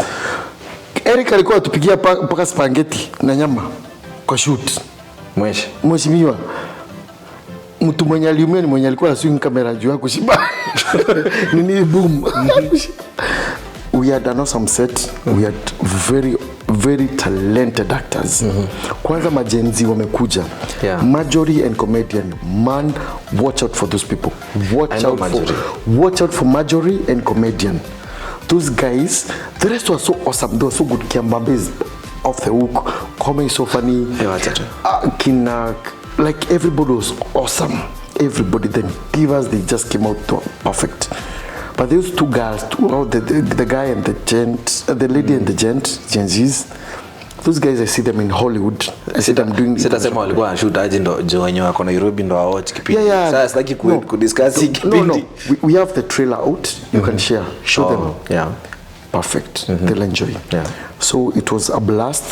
The commitment that I saw from the support from Nyashma, Nadia, Mukiri, Nkirote and Marjorie were crazy. Everybody really showed out and came up and brought their A game. Ilikuwa poa sana. Of course, for when you walikuwa she shoot tena, we see the growth. Ukiwatch it on the growth. So it was awesome. After shooting, done, edited, tuka release trailer. Wow. Bro, TikTok nilikuwa 4,000 ama 6,000. Blood, say niko 10,000 plus. TikTok. Na mnifuata TikTok. Wyclef _Meru crew. Na X. Uko na X? Niko X Twitter ndio X. Oh, so si my X. X niko nao. Anyway, sasa tuendelee. It blew up. Yeah. We actually shot this thing for YouTube. Yeah. Because we wanted up. Niko na cinema inaitwa Sintai. Niko na few feature films. Moja inaitwa Sintai. Kuna Jackpot. Kuna Thriving Couples. It's a satire. Niko na so many concepts za cinema. Feature film, series, and the rest. But I got a producer through a friend. The producer was to help us line producer. Line producer ni ule mtu saidia mtu kupata pesa. Yeah. So Sintai is a very good story, beautiful story, a feature film. Niliandika time ya COVID 2020. Siki by the camera najua. He knows about Sintai, hata vile nilianzisha. It's a very beautiful story set up in Samburu. Na nikapata producer. This producer kuna networks in South Africa and Netflix. So nikaenda, we had so many meetings in Nairobi. Nikaulizwa, we did the projections, the cost is inakuja around 15 to 20 million for the production. Alikuwa ready kututafutia finance, akaongea na Netflix, they were in, akaongea na South African producers, they were in. But then after niliangalia nikaona many of our people will not get a chance. Because your production maliko, I think kwenye tulikuwa tupate kazi, maybe mimi kama producer, co-producer, Eric, just Don, kama Don alikuwa kuja kwa assistant. Imagine. Mutugi labda angepewa AD. Because that production ilikuwa inaleta so many other people. Because of course when you're using a lot of money again, you want to show someone who has a body of work. Yeah. Mse mwenye amefanya kazi mob. So unaweza sema hizo upiga picha moto, hizo ni mnoma. But alinipiga picha moja materials 4 years ago. By the way ni kweli. That's the last time I saw alimpiga picha. But in normal outdoor. Anyway, so is the best outdoor mwenye najua. Sasa asante. Tukaenda outdoor ndio the most challenging by the way. Sasa tukaenda huko, we met people and we were supposed to have a team. Nika realize I won't have people from Meru. So that's when I thought that we should have a local production yenye tutatrain watu ndio nikipeleka which Sintai we were supposed to start producing this January this year. So last year hiyo time nikipata depression or whatever was happening, when I went to that project I wanted to train people ndio this year tukipata production tukuwe na team that now I can say Don amefanya Divas. Aizo ndiye alikuwa by the scenes. Ndiye photographer event. Siki ndiye music score. Nani anaweza act? Nani anaweza act? You know sahi if I show you Divas hakuna production not wezi act. Kweli. Because they have a body of work. Seen, tried and tested. They know anaweza fanya sound, si amefanya imekuwa poa. Mbona asifanya bigger production? So that was my intention. So when we shot, it happened tulikuwa tuweka kwa YouTube. But then it turned out wakati we release trailer, it blew up. Followers wakaingia. Mtu kama Nadia alikuwa na 100,000, alikuwa 125. Mtu kama Nyashima account ilikuwa imefungwa, sasa hiyo iko over 7,000 from zero within less than 3 months. Yangu ika blow up from I think 4,000 to TikTok 11,000, Facebook 11,000. A lot of interest. People came on board. Marketing, again, my guy, Escatech engineer, gave me 50,000. It's actually 60,000. I'm like, bro, I don't care about money. She came to market. Like tulipata so much goodwill. But sasa kitu funny, we decided now, because watu wamekuwa interested, they want to watch it, let's do a screening. Yeah. So we choose a screen. We applied first of all for Safaricom. Walikuwa na call for auditions. For cinema zimeshutiwa was the release through the platform, walipia everything. We applied. Safaricom didn't call us zile dates walikuwa wamesema. So tukaamua ku screen. Tumepanga screening, tumeanza hata kulipisha watu tickets, tumeuza tickets over 50k. Safaricom wanatupigia, walishapitisha dates. Wanatuita Nairobi Safaricom House. Tunataka kuchukua kipindi. We sat with them and then we refused their offer. Kwambia sorry, we already have a screening. Juu nyinyi mlikuwa mmesema tarehe 12 ndio mtakuwa mmesema ni kina nani wanaenda wenye mtarelease movie. Sisi tarehe 15 ilifika tuka decide ku release, we set a dates for 20th December. Watu washanunua tickets, mnatuita tarehe 20 something November. Watu wamenunua tickets over 50k. How do we refund those people? How do we cancel? How do we tell? And then wanatuambia wata make decision kina nani watarelease end of the year last year. Tukamwambia sisi tuko sawa, sisi tunajua tuna release link 20th. So we refused offer Safaricom. We were there. But we still have very good relationship with the brand. I think this year we'll also be working with them. We're in conversation, we're still talking. So we'll be doing a series for Safaricom's platform in Itangwa Base. We'll be doing a series for Base. We're in conversation, so we expect to work for them, with them, not for them, with them. So afterwards, tukaamua kufanya release. People bought tickets. It was crazy. I was confused. Funny enough, corporates za Meru, politicians wa Meru, wote walitulenga. We wrote to every MP. I personally invited MCAs. We wrote to everybody, including Morega Baichu, who happens to be my friend, and Don's friend, and a musician like myself. Nya ataambira nkuona barua. Hakusema hata nimepata barua. We wrote even to the governor. The only department which I'm so thankful for that came and listened to us and supported us from the government, so I cannot bash the government, is Meru Youth Service through CEO Morangeri, who supported us with security. The rest of the government gave us a wide berth. Walitulenga. All the MPs walitulenga. all the corporates walitulenga, even my friends who own companies, successful companies, refused. Ukiangalia bana, tumeweka so many companies, even prominent people, watu wako kina Mwenda Thuranira, kina My Wood, tuliwaeka because through some people we were promised they'll come and support us. Bro, hizo hawa watu wote umeona tumeweka hapo, apart from Geoland and Escatec. Geoland alitu, lakini pia hawakuwa sure we are doing something. Unajua pia Meru kumekuwa na a lot of mediocrity. Watu wamekuwa wamekufanya mashow za ujinga, so I don't blame them 100%. Sure. So apart from Geoland and Escatec and Studio One, okay, Weru Wazito, thank you Weru TV and FM. Weru supported us so well to pay advert on TV. Like Marete is an awesome person. Weru, like that's where we started. Is our father. Marete, God bless. Weru, pia mimi alijui but amenipea kazi mingi. Meru is also, Marete is just a God sent. Apart from Weru, Escatec umejua mali tumetoka naye, Geoland. Everybody na Studio One gave us the ile rotating light. There also photographers. He's a nice guy. You should probably talk. Apart from those, everybody else, hata Elsa tulieka hapo juu ni tuna host kwao, but we paid. Honestly, corporates in Meru need to shape up.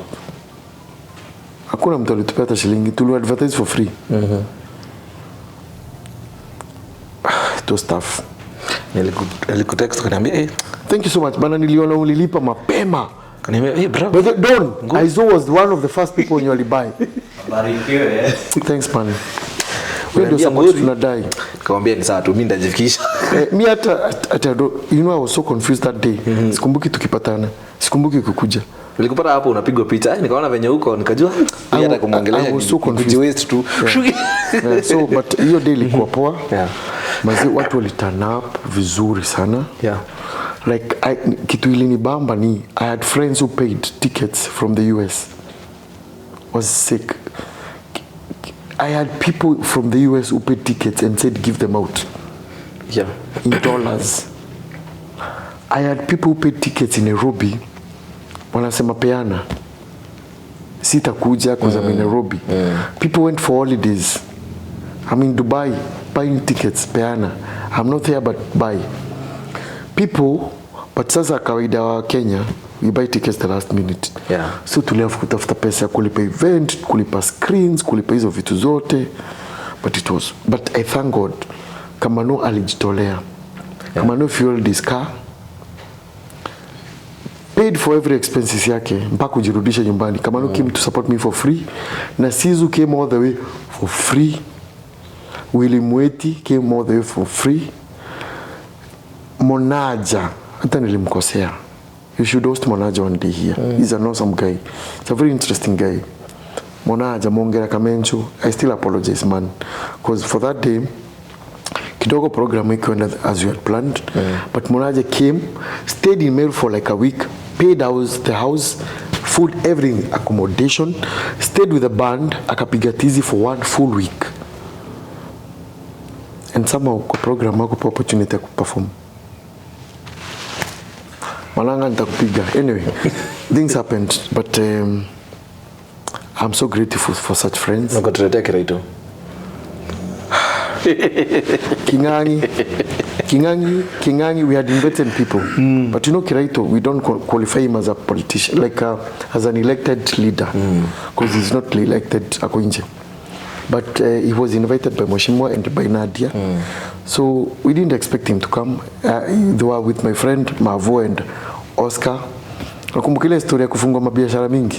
The same Oscar na works with Kiraito. Nakuja hapa kwa mabiashara tu sasa hivi. So Oscar prevailed upon Kiraito and made him come. But he was also willing to come because alikuwa anashinda cinema. Imefanywa nani? Meru. Na nani? Nikiona kama aliongea speech yake. Nani umeact? Alisema I thought Meru is the most boring place. Yeah, that is something that ilinini. Ambia director wake kwa speech utanipea kwa speech kako. Tukamite mbeya. Era ito ingoe. Yengu tukametembea tukametembea barabara dambwe Ai como saxe.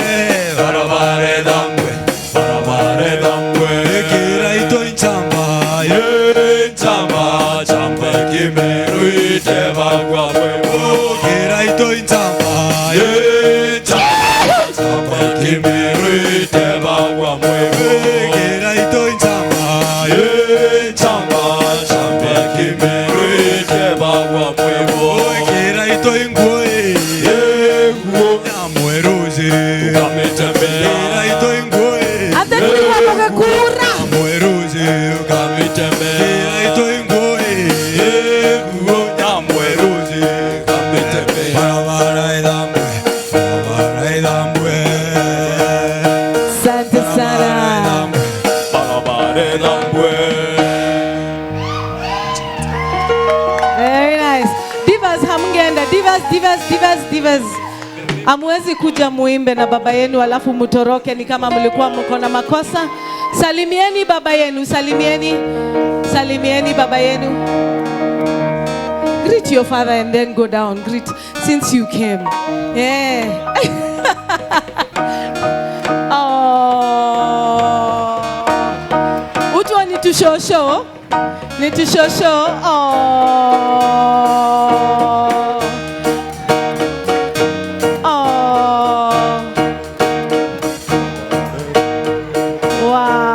Lovely, asante sana. Thank you so much sana. Hata mimi cameraman uko wapi?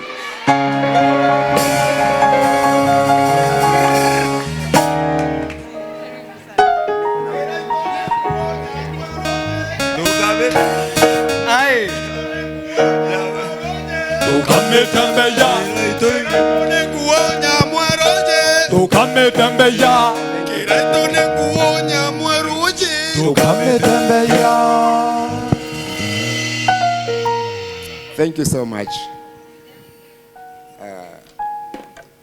I'm overwhelmed by this occasion. Check. Sorry, sir. Sorry. I was saying I'm overwhelmed by the significance of this occasion. Actually, I've just come from a funeral. Nimetoka kwa majishi. That is why I'm poorly dressed. I'll be like you. So allow me to assist you to welcome the friends from Nairobi. Then is the team from OP, wasanii wote wakiongozwa with the guru, the maestro, Kamanu here, and all the others. I'm being called the happiness ambassador. I'm not the happiness ambassador. I'm the chief happiness officer.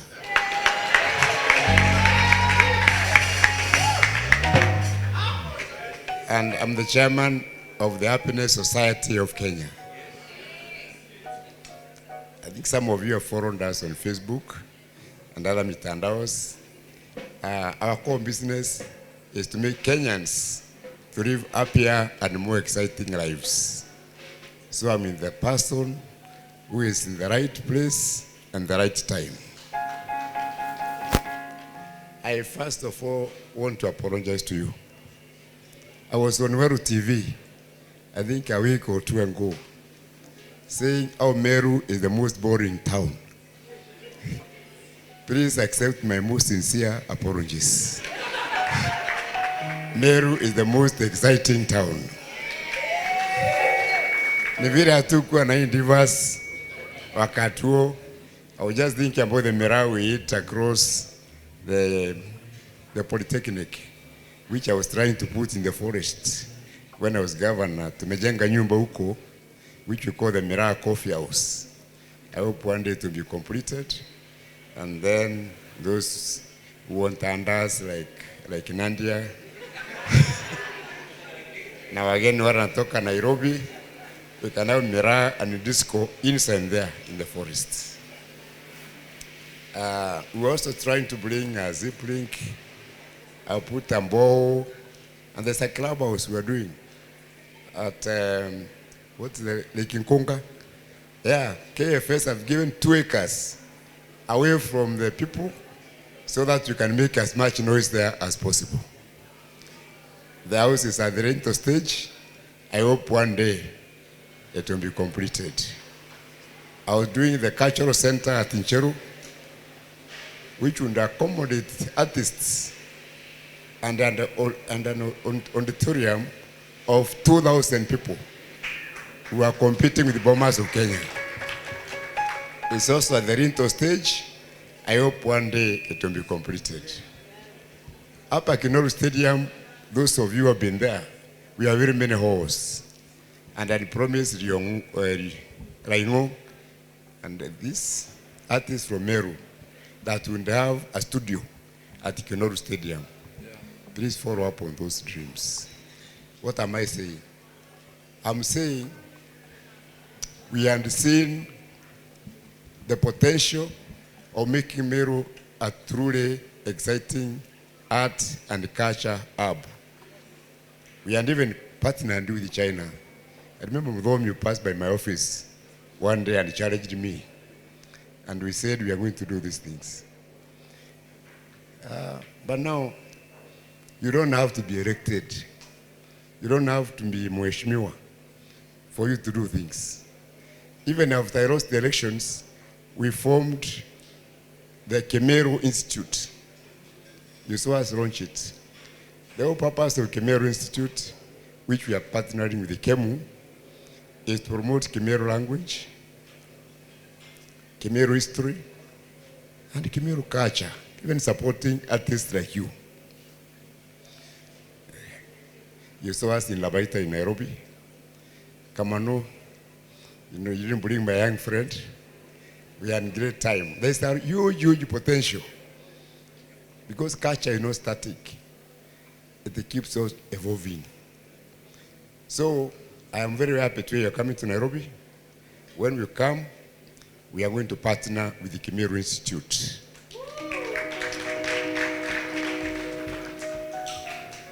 We don't want the spark, the fire which we've started in Meru today to die.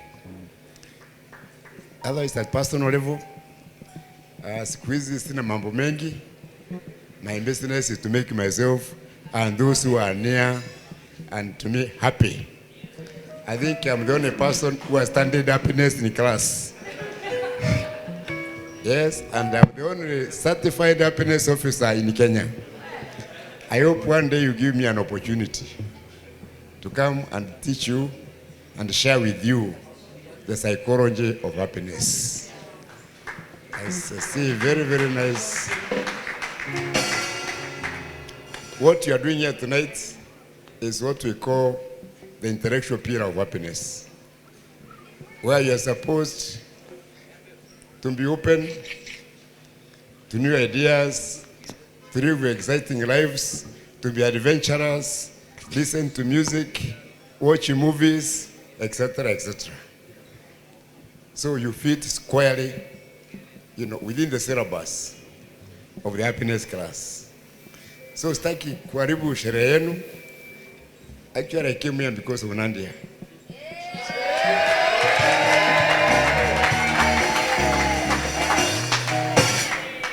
Yeah, we've been together for a long, long time. And she's the one who told me, oh, there's some big thing happening. Where are you? I said, I'm in a funeral here. Then said, drop everything else you're doing. Come and see what we are doing. And that is why I'm here. So I don't want to bore you. Naona kuna wazee wengi hapa. Please, let us not spoil the fun of these young people today. Asanteni, Mungu awabariki. There's a song we are practicing with the Kamano in Nairobi. Before I go, let muisikilize. We are trying to revive old Meru music for the new Jay-Z's.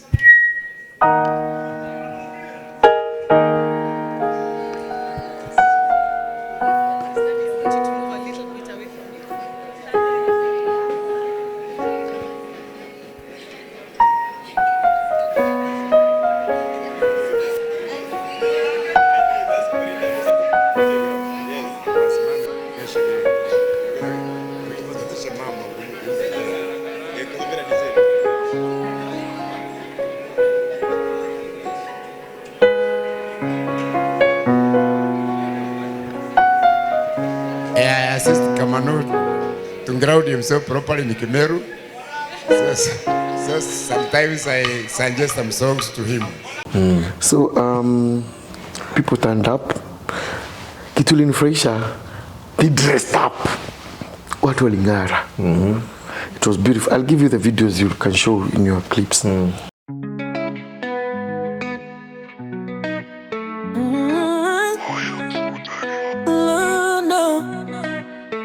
The sexiest, pure bliss, drama queen who never give up. Wasanita jika wanapenda kapesa na maisha ya juu.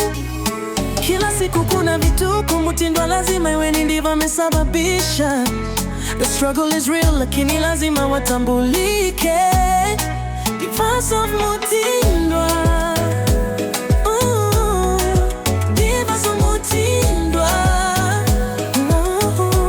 The new version of Bete, warembo mali safi, wasiokata tamaa. Juu kwa juu, Divas #1. Juu kwa juu, ni Divas of mutindo.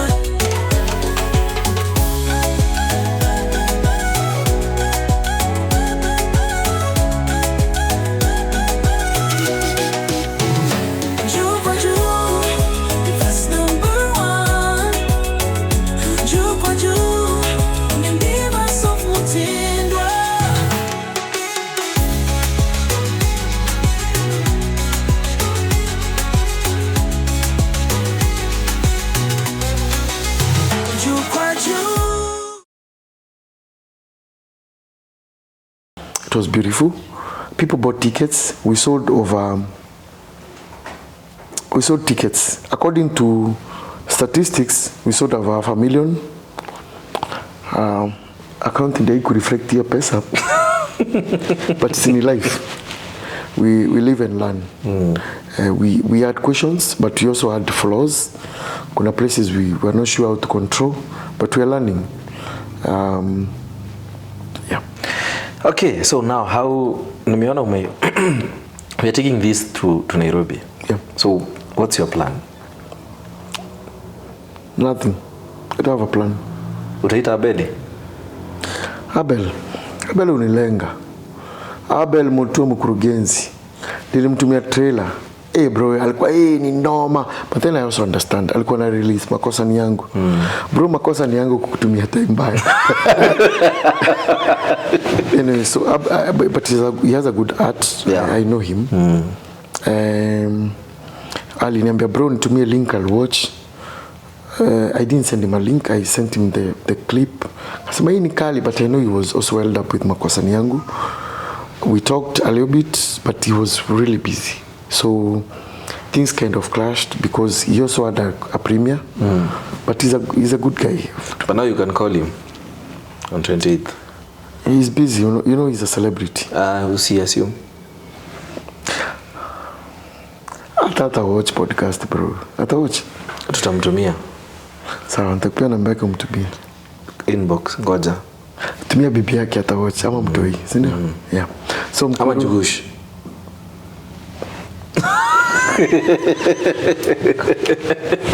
Tumia kavinye. Bado tunafuatanga bene. You're doing awesome work because we believe this is not a competition. Yeah. In Kimeru, we say itedira na yenyaki. The field is big. We cannot. We don't even afford to accommodate to compete. In terms of industry, we've barely scratched the surface in East Africa. West Africa kidogo ame scratch the surface. They have those celebrities. East Africa tunaanza. And we need everybody to work. It's like the way you go to China and you go to Guangzhou and everybody is doing electronics and everybody is making sales. You go to one street there, everybody is doing radios, but everybody is selling. So we need to support each other. So anytime I hear even there's an upcoming writer in Meru, I'm willing to support them. When I go to all screenings, I buy all tickets for film and theater. I support everybody because I know when Peter Hunter's Pictures has a film which is premiering, there is that conversation about film going on. That society is growing. So I know when I'm going to pitch my movie, it's not a new concept. I'm not rediscovering the wheel. People are still talking about film. So when we see Mkuru and Philip Productions, Philip Karanja, they're filling Sarit Center with 6,000. I'm like, oh, wow, that's the biggest screening in Africa ever. But I know it has been done so I can do bigger. So next time I'm doing jackpot, I'm looking for 10,000. So I want the stadium. Yeah, because I know my script is good. I've watched Makosa Niyangu Nikali. Nikali? But I've written jackpot. So najua pia Nikali. Twitter. I've written Sintai. I know Nimoto. I have more scripts. I've been studying. I've been working. I know how to do this thing. So production najua do natangusha because mimi I'm not going to get sijui ndani juu alifanya nini. I want to work with my team. Mali tu wenye wako week kidogo na support. Na pia wenye wako season kidogo tunaweza waleta ndio augment ama wasaidie ku grow the production. But I want to have this team which unaona hata sasa wamenifuata wako around here. Wako na some cameras here. Yetu tuiongelea tukimaliza pale. So now apart from Divas, nimeona mkiandika juzi na wakina Mananga Dukes. Ni plans ama ni mchezo tu? Dukes of Mutindo. Mananga Dukes of Makutano. Makutano. Mwacha kuvuta bangi. Well, it's doable. Dukes of again, script writing is my forte. It's my strength. And I would want to see more script writers come up. I would want to mentor more. By April, nitakuwa naanzisha class ya acting ya watu wadogo na script writing classes even grown-ups. Na hata wewe ukitaka nikusupport on how to make this podcast ama these interviews better, anytime bro. Because again, I believe storytelling is key. Kama hatuna story, hata tukuje na kamera inakaa aje moto aje. Hakuna kitu tunadu. Hata tupige coloring, hata Don afanye color correct. Don is the best color corrector in Kenya. Sure, hii naye anamjua. But sasa hata afanye color correction ya story ya Maembe, hakuna mali tenda. So you have to grow the screenwriting. Welcome back guys. This is my story, my style. Tuko hapa na Wiki. Muthomi wa Lorry, script writer wetu. Ndiva. Mimi ndiva. Ndio imeishia hapo. Haya bro. So now nilikuwa hapo kwa so what now your next maybe what's your next plan? Tukua break wase kuna mtu ameniita jack of all trades. Shikadabu. Anyway, I've done so many things and I believe you can do anything. Someone lied to me and told me the truth that you can do anything that you set your mind to do. Someone also said that we as humans use less than 10% of our mental capacity. So I've been on a quest to try and see if I can use even 11% of my brains. So every day I'm conscientious on how I can be able to improve myself. So Narua, leo ukiniambia nijaribu kuwa doctor, I'll give you the years and I'll do and I can become. Because I know you can be anything. So all those things I did, I used to take time and do them. Every day I wake up at 4 a.m. and try to learn a new skill, to learn and become better than the way I was yesterday. my next move, my last, I want to retire, I want to mentor, I want to grow, I want to thrive. I pray to God that He blesses me in this field, because every day I'm working on either film or theater or a show. I never get tired. I'm always so excited, I'm always so powered. Nasikianga tu niko na nguvu. So the next thing, cinema. Film. Cinema. So now, tukiwa break, kuna kitu nilisikia umetaja. You are the first photographer. Bro, endo angalia picha za Mutindo za 2014, 15, 13 huko. I can give you photos that I did with my, nilikuwa na Nikon, ilikuwa inachukua, nilikuwa na zoom. I was gifted from the US. Kaniko nilikuwa na ka zoom. I have pictures of Beatles in HD as far back as 2009. I did a class under Team Kirothi. Anitwa Kirothi photography in 2011. So I used to love photography. I remember when Amon started photography, I even wanted us to have other people who wants to learn photography. We go for hikes and do nature photography. So I also love, actually I don't do DOP, I don't do camera work for videos, but you can pay a camera, I do photos. Actually for the video, the editor, I can give you photos that I did years ago. I love photography. So bro, sasa hapa kwa editing na photography, let me ask you a question that will confuse a lot of people. Wewe hujaiji confuse na hizi career zote? Juu tuanze mahali ulianza? Uko kwa story ama tuliwahi? Hiyo hizo career zote, they don't confuse you? I think it's a moment in life. Because when I was concentrating maybe with I used to be a dancer also. I've won national awards in stand-up comedy. Bro, nini hujajaribu wewe? Kuiba. Apart from exam. Tutaboya hapa. Go ahead. Hapa. Nanielewa? Si get. Nimeflow. Undo mimi ini joke chui. Anyway, so as I was saying, ndakupea joke tukimaliza kipindi. So anyway, so as I was saying,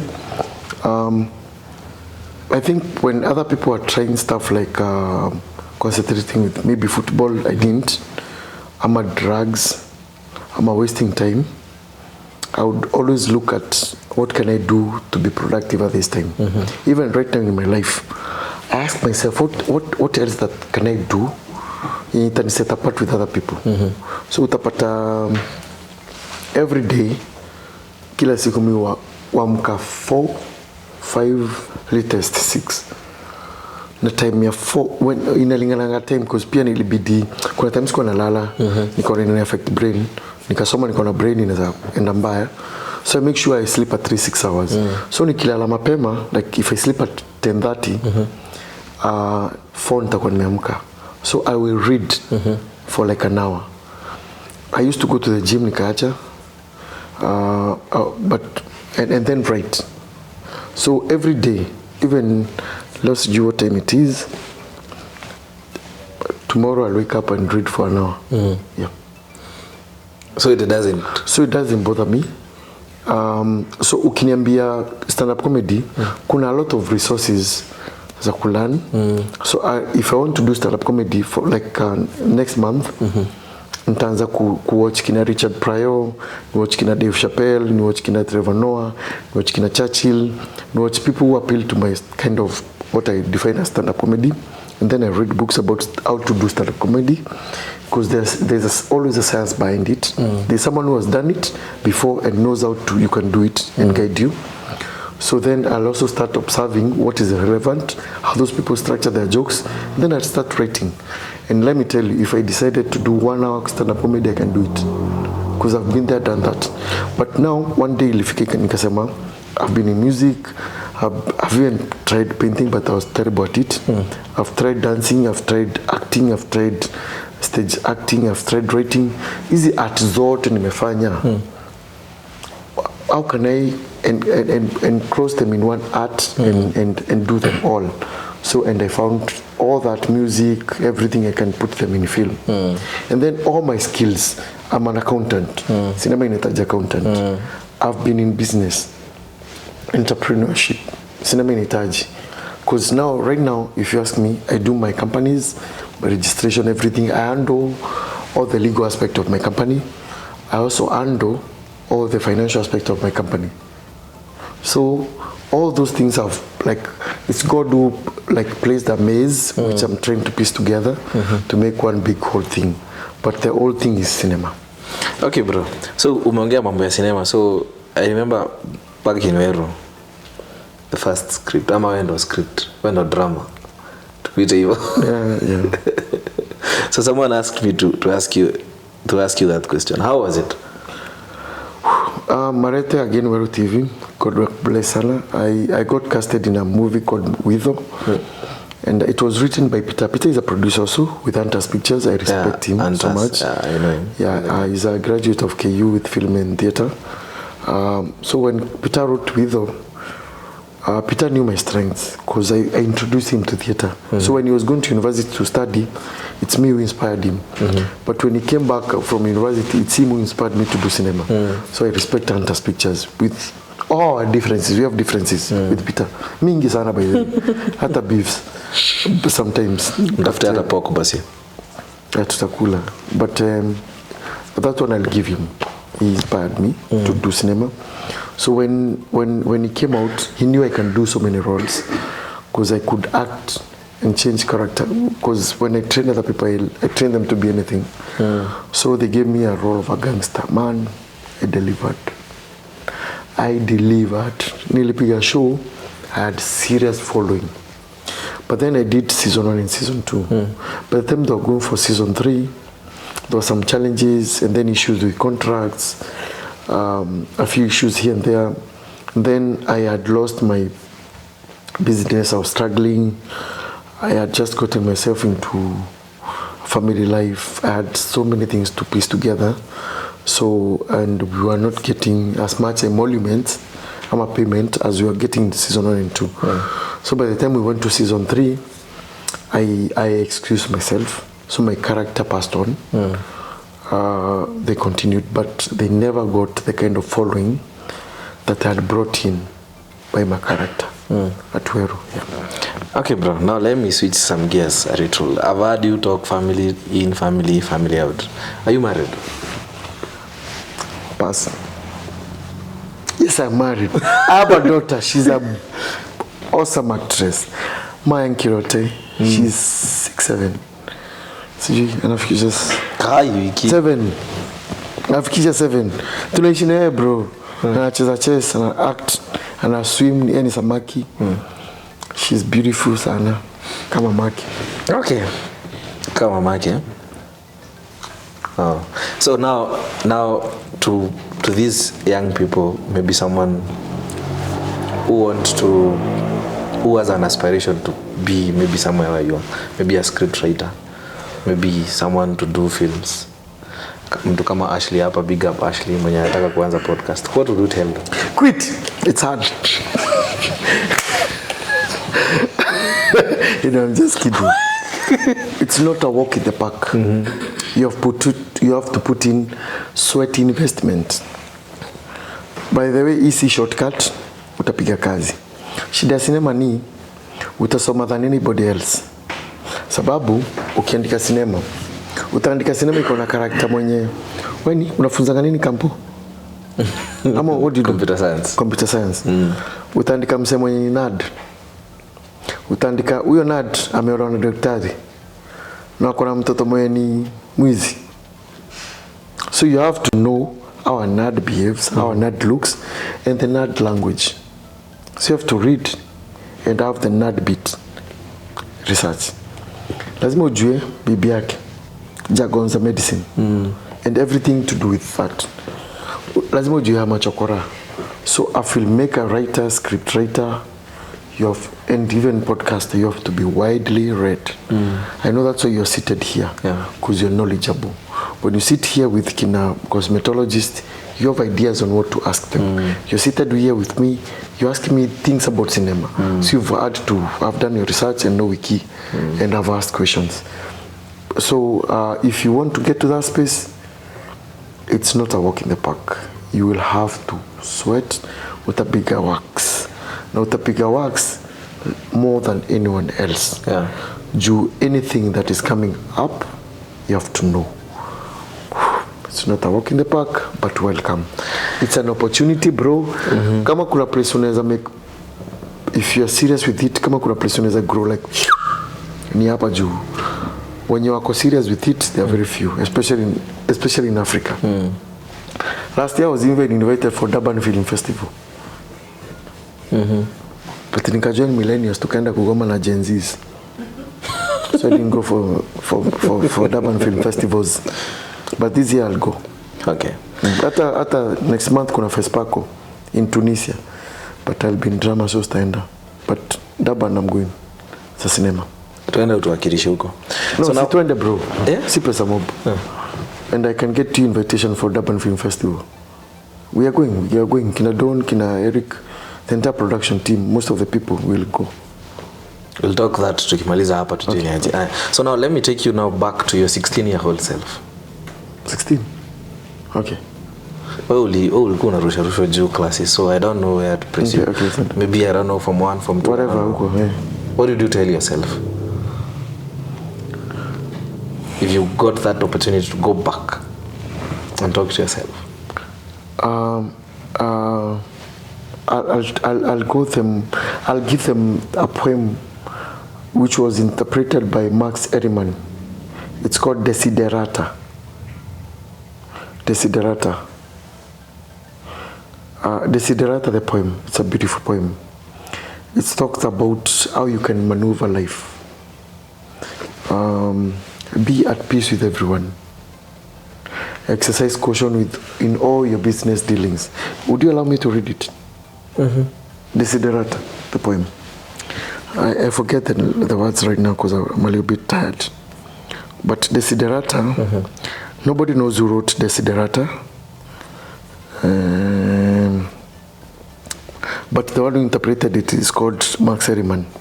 That poem has been my strength. It's what has been pushing me my entire life. When everything seems like it's going haywire, I remind myself about Desiderata. Desiderata, the poem. It was interpreted in 1920s by someone called Max Ehrmann.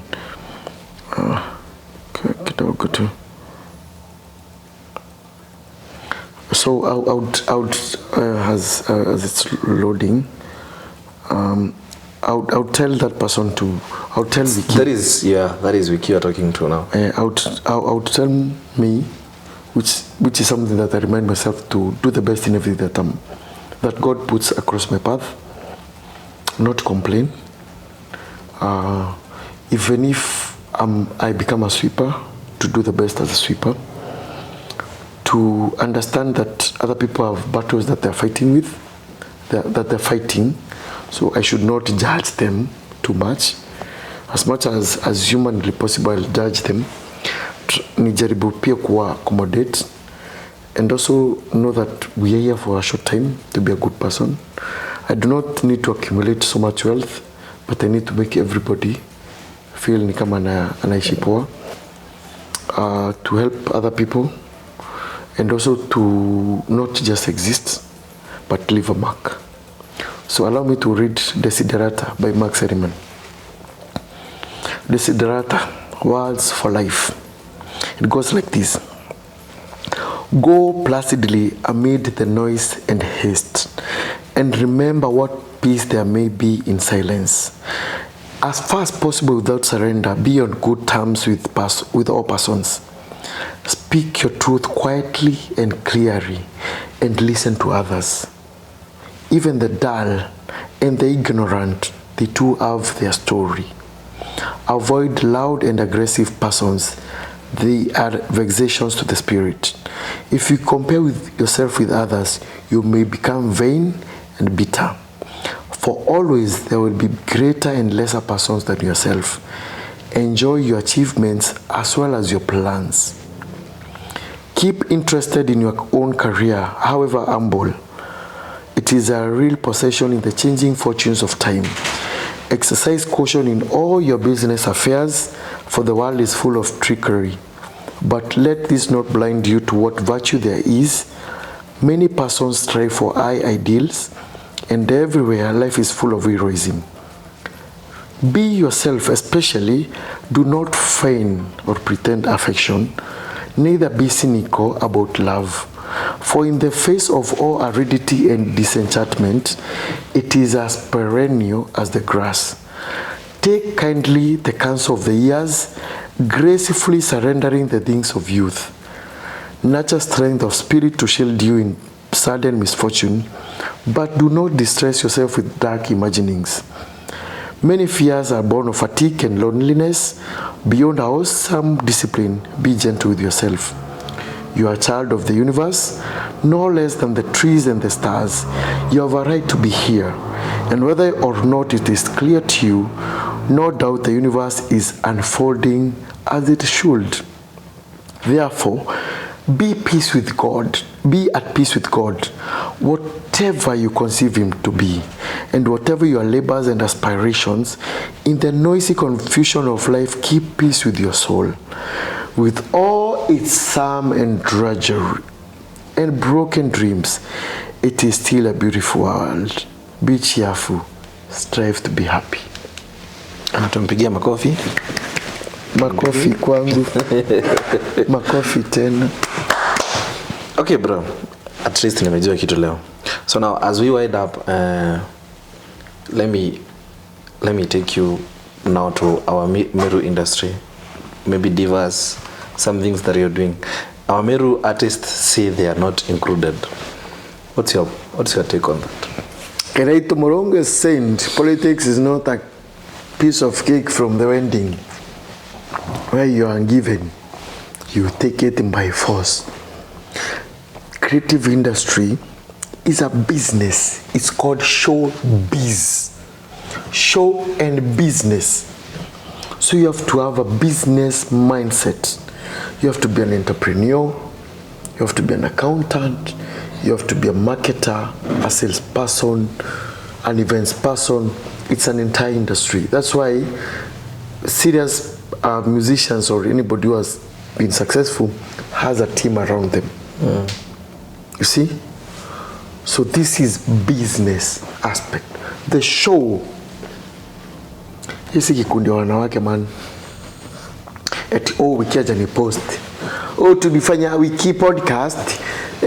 Na aja tu post kwa account yake yenye alisema kona 11,000. Sito wa post. Hisi ya Rusi. This is not a kikundi wanawake. You have to, it's business, for crying out loud. Go out there, market yourself, brand yourself, push yourself out there, work. Do not give us after. Mtu anajenga nyumba zinabomoka. Unaweza mpea kazi yako? Kazi. So msalaimba wimbo tunakaa chini, would you give them an opportunity to entertain in your wedding or your event? So it's a business like any other. Haya, ushaipata watu wenye wanauza simiti tao na maitana mkutano eti wasapotiane. It's a competition. So when you wanapiga mdomo ni story zao, understand it's a business.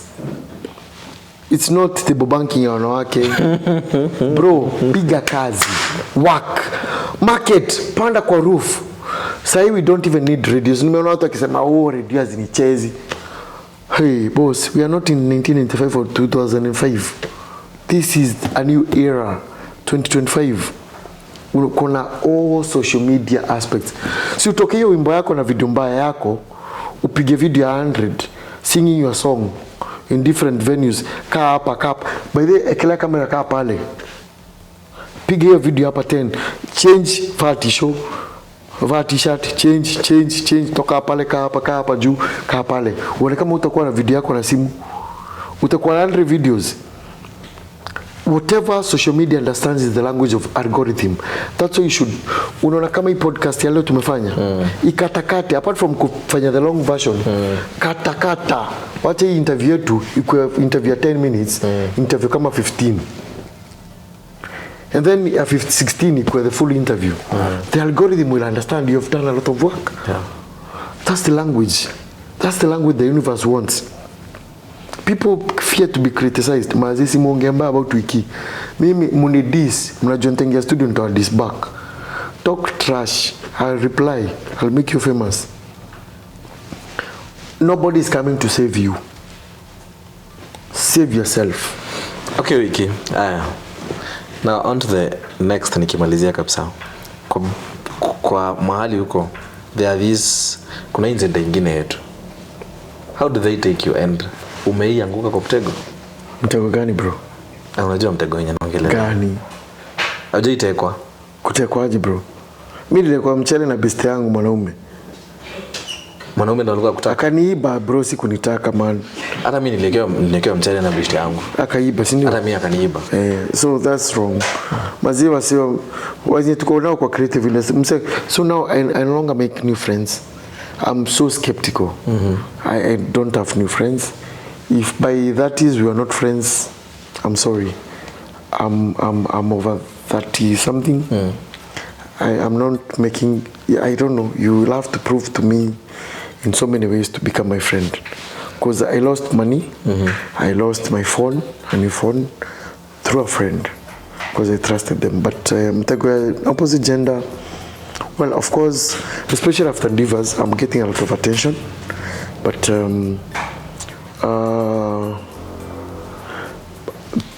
you have to understand your position in the industry. Mimi niko kwa kazi, niko biashara. I don't want to be a celebrity. That's why I was, but if it was not for you and insisting for me to come, I don't care about the views. I don't care. Mr. Kwa celeb. Nitumia the effort being a celeb. I don't want to be a celeb. Mimi niko busy, niko job. I want to tell beautiful stories. I want people to grow. I want to make millionaires through my art yenye God ameniblessia. Najua hata kwa millionaires kasi sina kakiru. But I also don't care about money. Money does not. Anyway, make dough, bro, and I've lost money. I told you earlier, I've had opportunities, that was off camera, I've had opportunities to get into stupid deals where I was getting over $1 million in support for a business I was doing. So, and they're still my friends. I can call upon them when I want. Arabs and people. And money, this world talks about ideas. You have an idea, things will align themselves. So, I am not, I think Kinadona is a kwambia. Of course, I struggle with money. I don't have enough. I don't have to have more. But let me tell you the truth. If I have your 5 shillings, I'll give it to you because I don't care.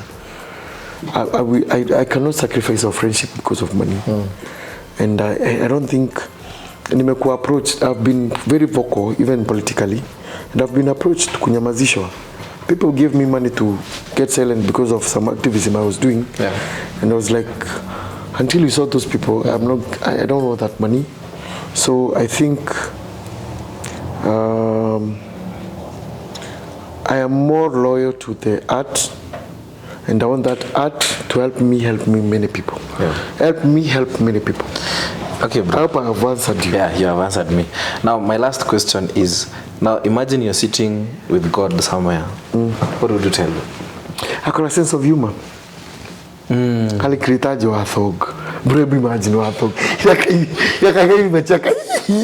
Hata wakati nafukunzwa kasongo yeye imechaka. Na imehepa. God, I got a sense of humor.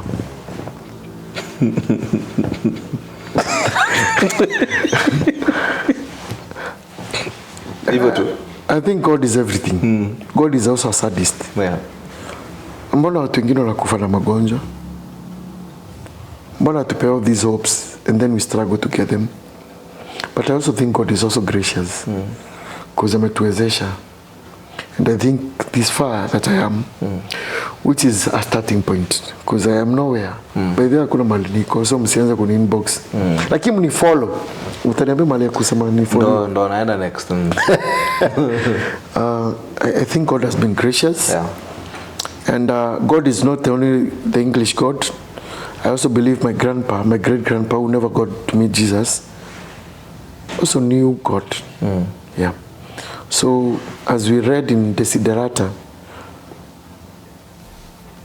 be at peace with God, whatever you perceive him to be.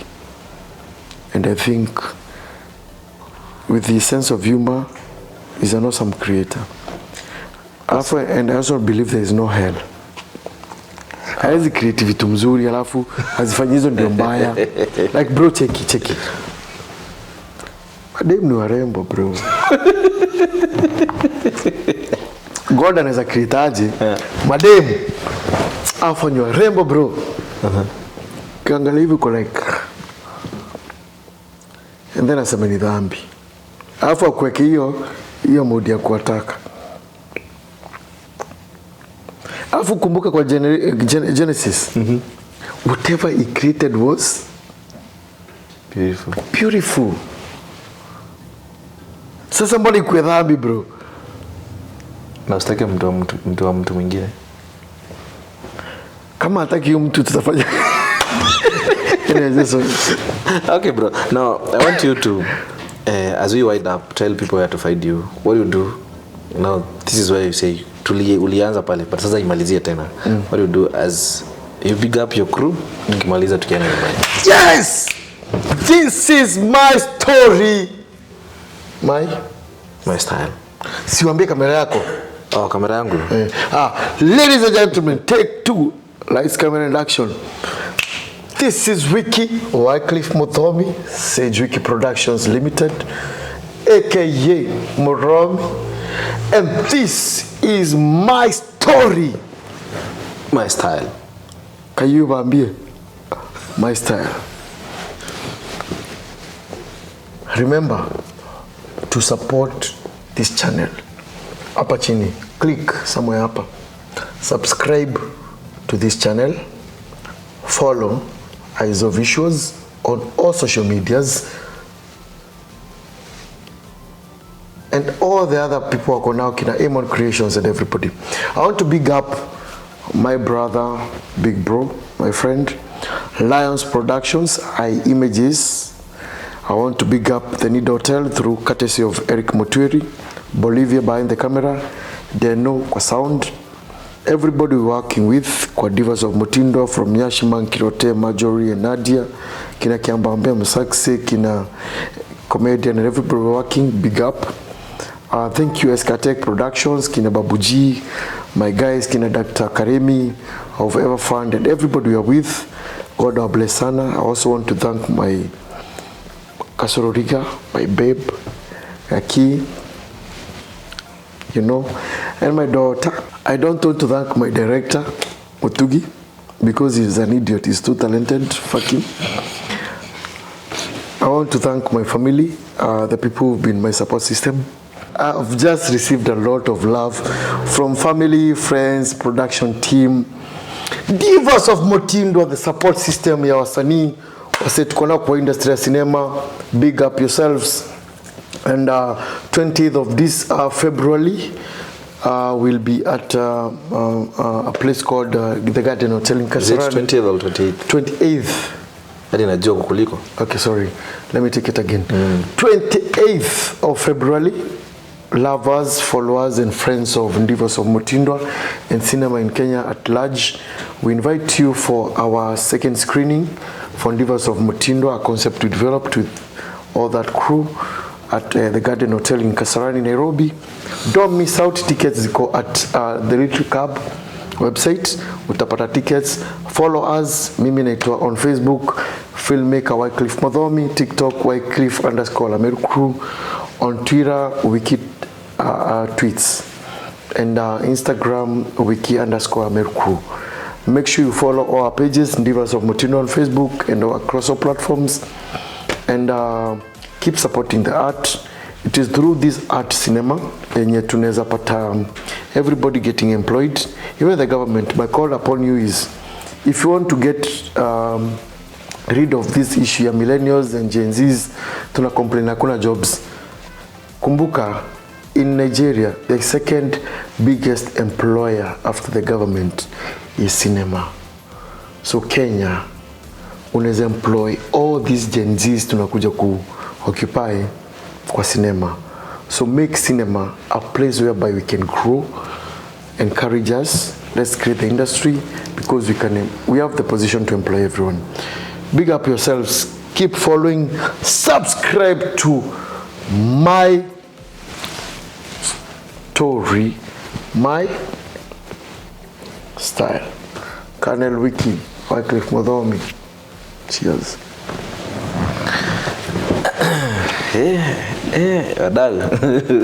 That was a big one. Thank you so much, Wiki, for coming through. Asante man, anytime. Nashukuru sana. Bana bro, anytime. Call me anytime. Let's do next time 7 hours. Nimekusikia. Anytime. Tunaenda tunapika. We can talk ugali. No bro, we can do entrepreneurship for hours. I got you. I know. Ugali na tutapiga story.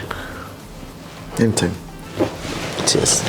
So thank you so much, our viewers. Thank you for the support. Asante sana. As I wind up, I would like to thank my partners. Nikianza mahali hapa tulipo, Amon Creations anapiga watu picha, anafanya photo mounts. Tufike hapa, tufanye kazi naye. And then I have my director, my video directors, that is Siki Creations, ako pale town, ako na studio, and a drone pilot, pia yeye ni mtu wa video. Enda fanya kazi naye. And then I have King Visuals, another video director, pia yeye ako na studio hapa Makutano. Tufike hapo, tufanye kazi naye. And then I have Ray Media, ako na gift shop pale town, na pia ako na studio. Tufike hapo, tufanye kazi naye. And then I can't forget my chief editor, that is Desari Alex of Joe Films. Mzee wangu ana edit vipindi hapa vibaya sana. Sindio? And then my sponsor of the episode, that is Exotic Car Wash and Mods hapa Makutano karibu na Simba Wells hapo chini. Tuende tukaoshe magari, au sio? Until next time, bless up. Peace.